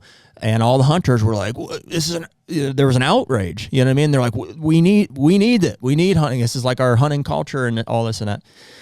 And so it's hard. And the same would be for, you know, run down the list, crossbows, you know, cell cameras, drones, you know what I mean? Hunters want them. They want the advantage because they feel like they have to compete. You know what I mean? They're like, well, that, and they're in a time lag. They see it implemented, and what happens right at that very minute that they're interested in. But it takes a while for the real ramifications to settle in, and that's not realized until it's too late, or it's so everybody's so invested in it. Then to turn back the clock, it's really hard to do. So that's why I say, well, at least let's put a pause on some of this stuff now before it gets any worse.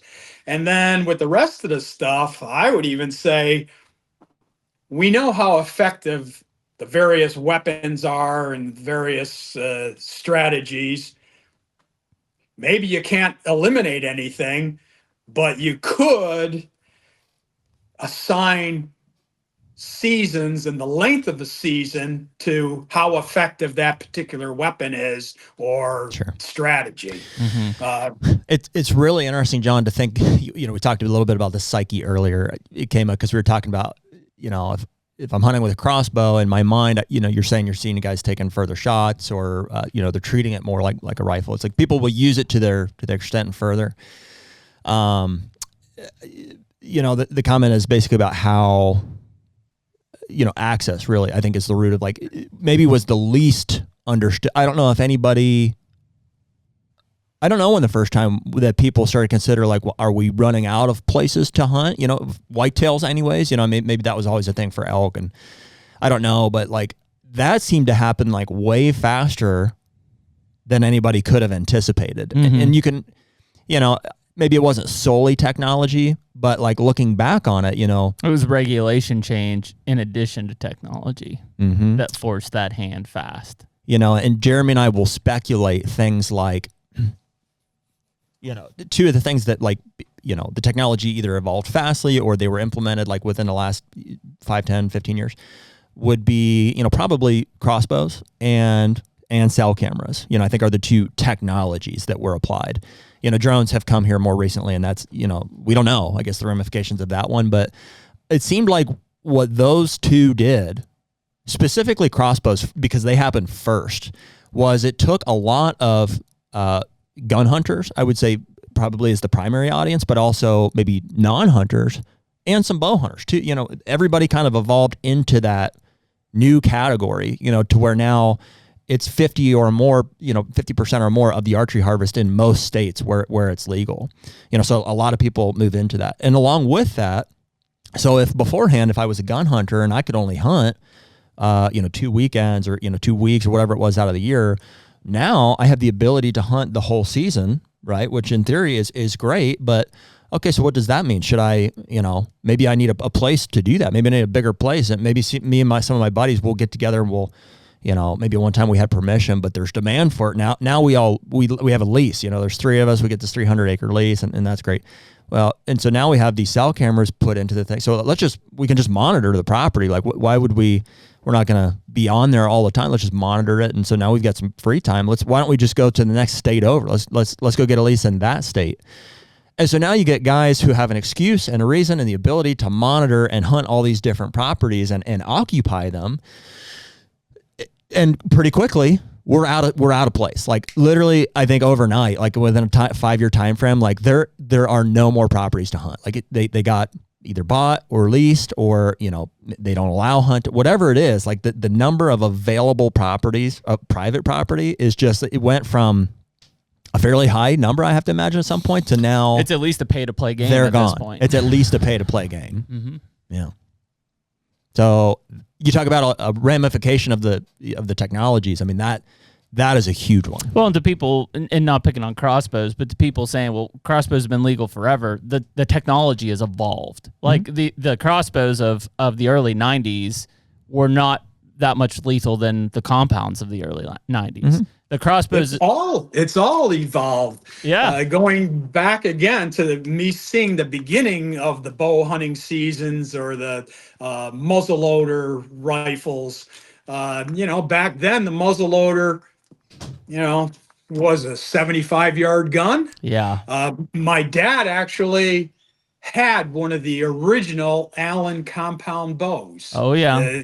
Google it. It's, it had these like guitar tuner knobs on. It was, if it was better than a regular bow, it was marginally better. Right. But now, I mean, the things today they're just shoot 70, 80 yards engineering marvels and way different. Well, there's some cool things that are still out there, and I won't speak to every state, but like currently in Pennsylvania, we have a flintlock only muzzleloader season the day after Christmas to mid-January. We're sitting in it right now. In fact, I'll probably go this weekend when we get some snow, and it's a blast. It's the 50th year that we've had it. It's, I couldn't tell you how many deer I've missed. I've killed a bunch of deer with it, but to go and walk through snowy woods with literally a flintlock that you don't know when you pull up if that thing's going to go off or not. I mean, to your point of saying earlier, that leash attached to that dog takes you back 40,000 years. Like that takes me back to the 1700s of old style. Like somebody was walking through the woods of Pennsylvania for sustenance like this. Right. And that's what I encourage people to do. Find that niche that really gets you going, that really takes you back, really tunes you in. Yep. If you can latch on to something like that really rewards you and gets you into the outdoor experience, that's where it's at. Well, try to find that. What's crazy though, John, is like for, I would say most of us who grew up a young kid getting into hunting and stuff, it was just deer hunting or some sort of hunting in general. Like I can remember the time and place I shot my first rough grouse out of a old reclaimed automotive field. Like that was what tripped the trigger. Like it was just the experience in doing that. And now I look at like even with my own kids, and it doesn't, right? And it's because there's been this just giant change in the last 30 years even, that has put people in a different position to where for the first time ever, like 30 years ago, we were looking for every advantage, whether it was putting out, doe and estrus lure or the new type of rat or the best optics on your gun or the best binocular, whatever it was, like you were looking for an advantage. Now here we are 30 years later, and the guys who really ate up with it are like, how do we put some of this back into the bag? Yeah, but back then those tiny little advantages were minuscule. And maybe they helped, maybe they didn't. Yeah, but it wasn't dramatic. Exactly. Well, generally. Quite honestly, I mean, you could almost say like we beat it. We beat the whitetails. Like we know guys, like that have if the deer is there, like you said, call a shot. The hardest part is owning the property or having access. And not just calling it. Yeah, Lukowski's, is one of them. And it's not a derogatory, in a way that I'm saying it. Like there's quite a few of them that, like, if they own the property, Belmar's the other one.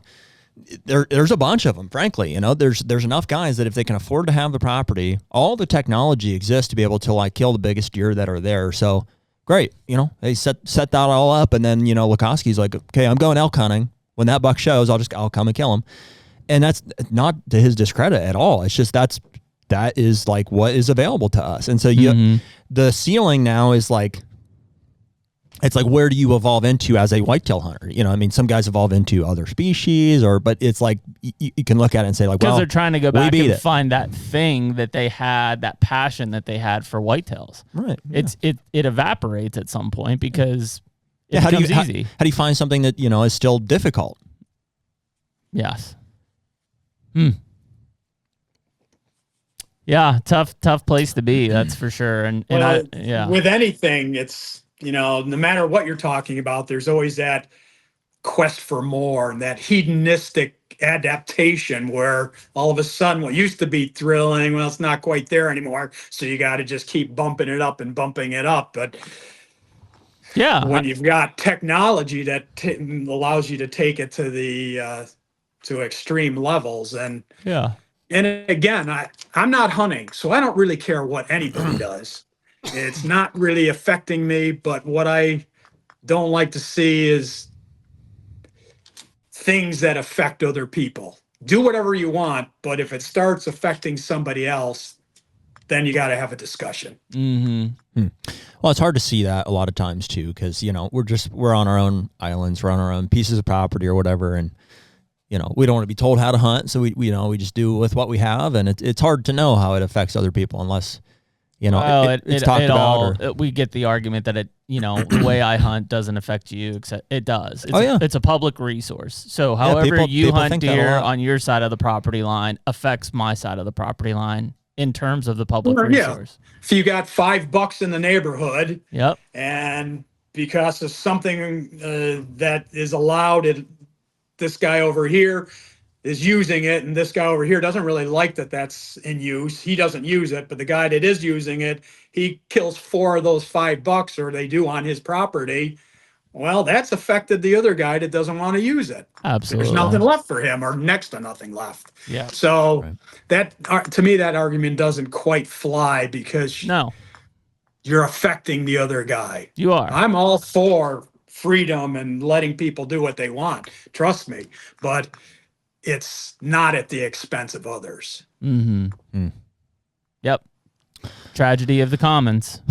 Well, yeah, I mean, it's like, I guess it's not that I feel better, but I guess I at least feel affirmed by John's experience, having seen this unfolding. I mean, it's become, whatever, more prevalent, or like we've come across it here more recently as we've tried to, gain access, increase our opportunity. So we want to kill big bucks, we want to, and in the same breath, we want to be in tune with that, why we started doing it in the first place. Jeremy and I have recalled on multiple podcasts, what caused us to fall in love with hunting and stuff. And it wasn't cell cameras. It wasn't drones. It wasn't all these things. It was just the primal nature of it. And, so you have both sides. You're like, hey, I'd love to kill multiple 200 inchers. That'd be great. And also, we realize this is the core component of it. So if we could land in the middle of it, I think that's what you'd hope for everybody. And everybody's going to be at a different level of their evolution too. So, I want people who are just hunting for meat, people who are just, it's their kid, it's their first time, or, to be able to experience any and all of it. But I also want that intangible to exist. The almost the seeming unreachable, and that is being taken away, and the bar's lowered and lowered and lowered, or it's reserved for people that can afford it. Yeah. And that's unfortunate. Yes. But so try to find your little niche and do the best you can. I'm fortunate. At least for now, I've got the dog thing, and it doesn't really matter how we arrived at that blood trail. There it is, and there's my job to do, and I'm getting linked back to the past. And guys, come along with me. Keep up. And so, John, if people need your services, is it primarily just servicing that Illinois area right now? Yeah, and my service has always been by referral only. I don't put my number out there simply because there's only so much I can do. Yep. And I've been doing it so long. I've got a pretty big client base, and more or less, especially during the peak of the season, I'm kind of maxed out. So I'd be getting a lot of calls that unfortunately I just have to say no to. And so that's why all my business has always been this way. It's referrals. So I'm kind of proud of that. I never advertised or promoted myself I certainly don't have to do social media. It's because I did a good job. Somebody knows about me. Yeah. Yep. Your work speaks for itself. Yeah. But I'd be remiss if I didn't say,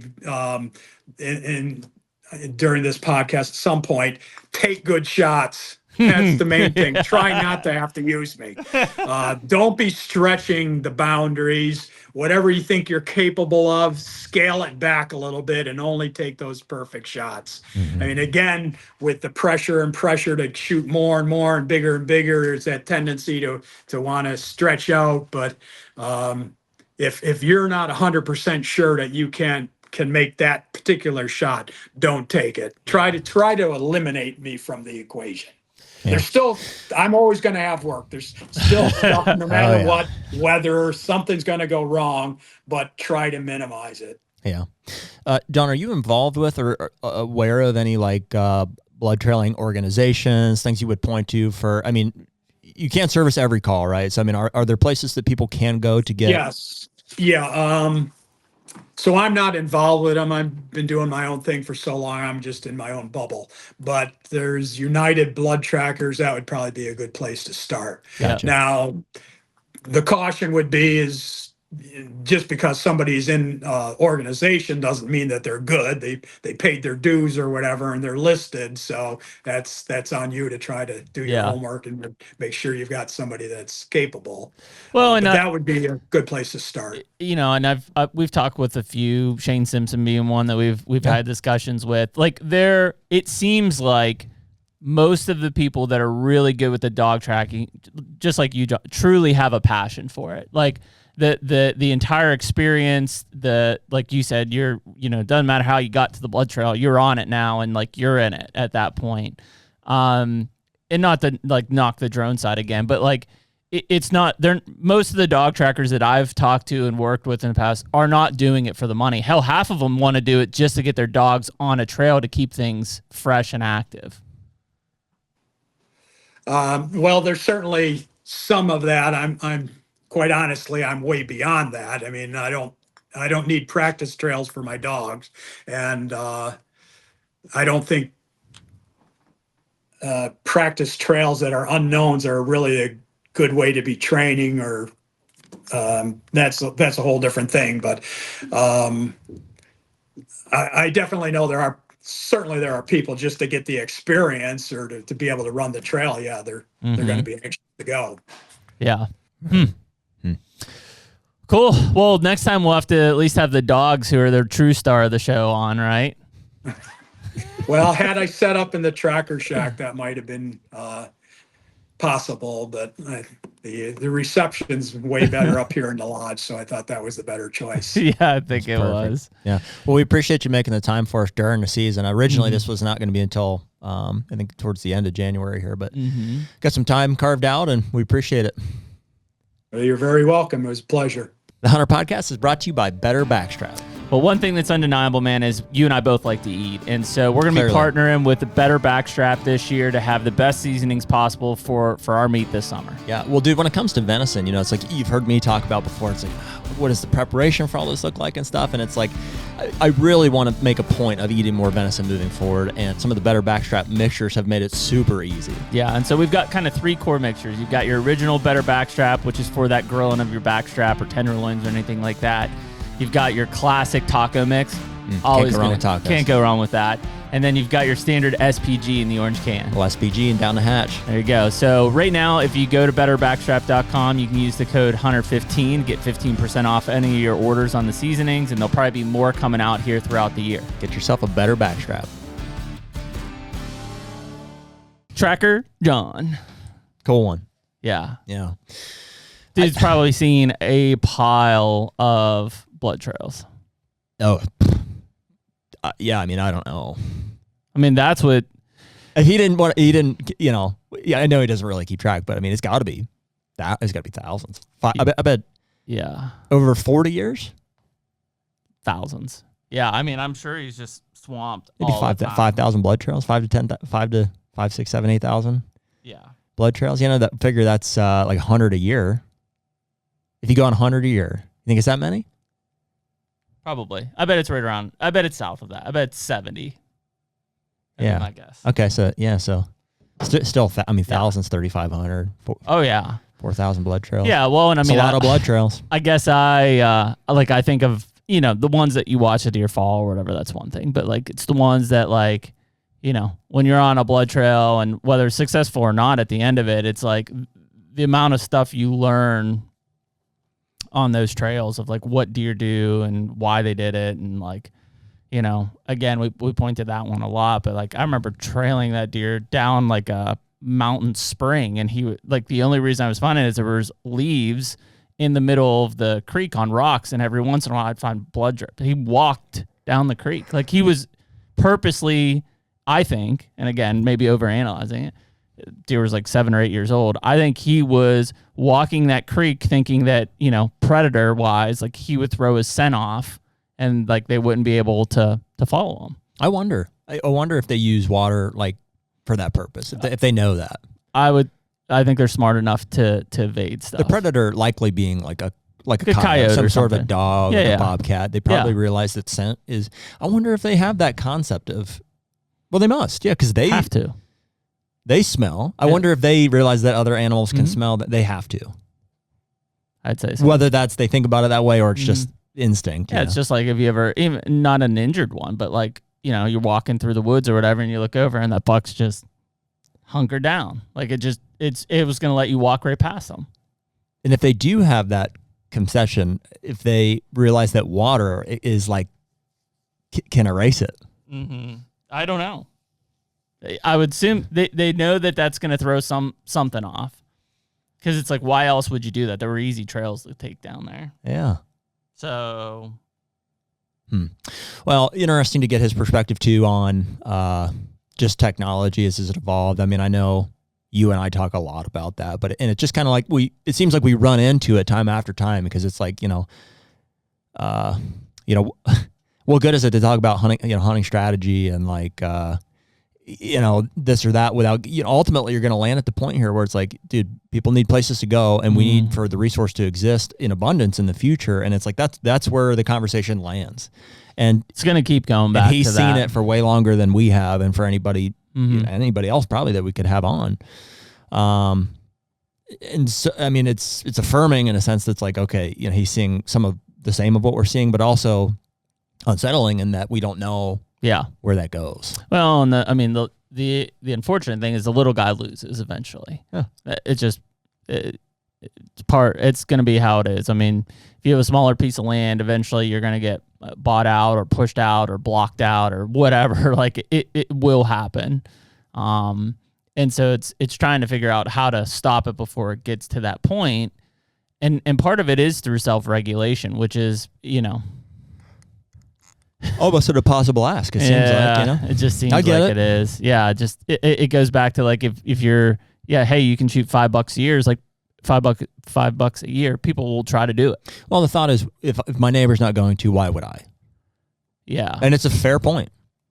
And it's the grass is greener thing has always been, a piece of history forever of, how do I make mine better? How do I outcompete my neighbor? How do I, And so, and it's going to keep pushing that way until it will be only the rich can hunt because they control the land masses. Public land will be a desert. It'll be barren of anything resource wise. And that's where hunting as we know it will end. Well, it'll maybe still exist. The interesting thing about public land is that the state can apply restrictions there that cannot be applied to private land in some cases. Yes, except they won't. Well, in most cases. They do now. They do now. Like for instance, you can't bait on public land in Ohio, like legally, as an anecdotal. Yeah, legally. Mm-hmm. Still run cameras. Yep. Still use all the weapons. No closed seasons. Well, but what I'm saying is, a few draw. They have the ability. They have the ability. They have more control over those lands than they have over private land. Yeah. Especially from a camera standpoint, like the monitoring thing seems difficult to. Object to. I don't know what the deal is if you can like use drones to recover on public land. I don't know. Who knows? Yeah. Yeah, I don't know. They're gonna have to do something. I know a lot of them have used the draw system in the past successfully. It's the fear of losing hunters, and at some point somebody's gonna have to make the grown-up decision and just do it. And we're gonna lose hunters, but I think it'll either stabilize or grow after that. Well, I thought John's take on the non-hunting demographics opinion, mattering. And like he's got a pretty fair point where it's like we evolved to a point here where it's like if you consider all the technologies and all of the, use of bait or, whatever is happening there. Sorry, losing my train of thought. You would look at that and say it's not hunting. Yeah, it's not hunting. Well, and that's where, I talk about self-regulation, even on the low end of it. I would be. You guys are going to have to self-regulate, or we're going to have to self-regulate on the low end here in order to make sure that these money guys don't just force us out of it. At the same breath, the guys with money, I want to understand you have to self-regulate, because putting up a fence is not going to achieve your goal long-term. Short-term it will. It would be like, oh, I put up a fence, I'm going to kill 5-year-olds. Then it's like, well, no, they're dying. I need to put up a third fence. Eventually, you fence yourself in and you're hunting a 100-acre preserve, which is the thing that you probably hate the most right now. Yeah. And it's like... And I'm sure even they feel out of options. You know what I mean? If they have invested millions of dollars into pieces of property to buy them and manage them and stuff, and still can't achieve the goal of growing mature deer, that what are they supposed to do? Manage your expectations. I don't know. I mean, that's it. If you're asking these people to self-regulate, then you need to self-regulate. Your expectations to kill a 5-year-old deer may not be real anymore. Might not exist. Yeah, well, I suppose that's the line that they reach, and if the decision is, well, put a fence up and shoot the deer I want to shoot, or don't and not be able to achieve that, then, I mean, I don't know. That is the decision, I suppose. I get it. I'm with you. I think that removes everything that's cool about it, but sure. I don't know. It's not that. I'm sure you could find a way to justify it in your mind. I mean, if that was the only way, whether it was with enough property. I mean, people do it now. Yeah. But the mass hunting group doesn't acknowledge them. What do you mean? Like, there are people that are killing deer in high fences right now, and we're like, we don't care. I don't even talk about them. They don't exist. Yes. Yeah. But there's a lot. I mean, it's not a black and white. You know what I mean? There's guys with one fence, strategic fencing. And it's a slippery slope. And it's not about the acknowledgement thing. Because I get it. Let's say you decide I'm going to fence two sides because these are the areas that I'm losing deer, and it accomplishes your goal. Does it? Does it accomplish your goal? I mean, on writing, yeah. And in theory, yes. I mean, because those deer are not nearly as hard to kill. So it's not, you're not really accomplishing your goal. You just manipulated the field. It's like, okay, hey, you have to drive 99 yards to score a touchdown. But we're going to just call a penalty and place it on the 20. Mm-hmm. So now you really only drive. I get it. It's not going to accomplish your goal. And in your mind, you're trying to justify. Well, you're still going to get the touchdown. You know what I mean? It's just. Yeah, who cares? Well, right. I mean, that is the conversation. I mean, again, you're just going to want more. So eventually you're going to say, well, yeah, I mean, cool. You killed 2 5-year-old 170-inch bucks with your bow. But you fenced in 2 sides of your property, so of course you did. Mm-hmm. I'm not surprised. I get it. No, I feel exactly the same way. I'm agreeing with you. I don't know. I mean, that's the point that you reach, I suppose, when it's like, if one path is, well, if I am driven enough and to pursue the goal of whatever, killing these big bucks, mature bucks, I have to occupy more land, whether I buy it or at least okay. And then if there reaches a point where that isn't yielding the result, then you'd be an idiot to keep spending the money to do that. So you either, like you said, compromise and just don't achieve that goal, or do it by some other means. Whether it's the fence seems to be the one that secures the resource inside the border. I mean, it makes sense, and I agree with you at the same time though that removes the cool element of it. Yeah. You know what I mean? The wild, the fair chase. It's a big step to privatization of wildlife, which is not a place that this country wants to go. What is that? What do you mean by that? Privatization of wildlife? That's basically the individual who owns the land owns the resource on it. Uh-huh. And that's how Europe is run. Meaning how is that different from what we have now? What is our system? You don't own the deer. You don't own the turkey. So what does it matter? Why does it matter? What do you mean? what does that mean in real life? Like, what does that impact my ability to do to the Well, resource? it takes away all regulation at that point. Oh, so there's no public regulation. They're my deer. Right. Oh, okay. Yeah, so if I want to go kill $10 tomorrow, I'll go kill $10. Gotcha.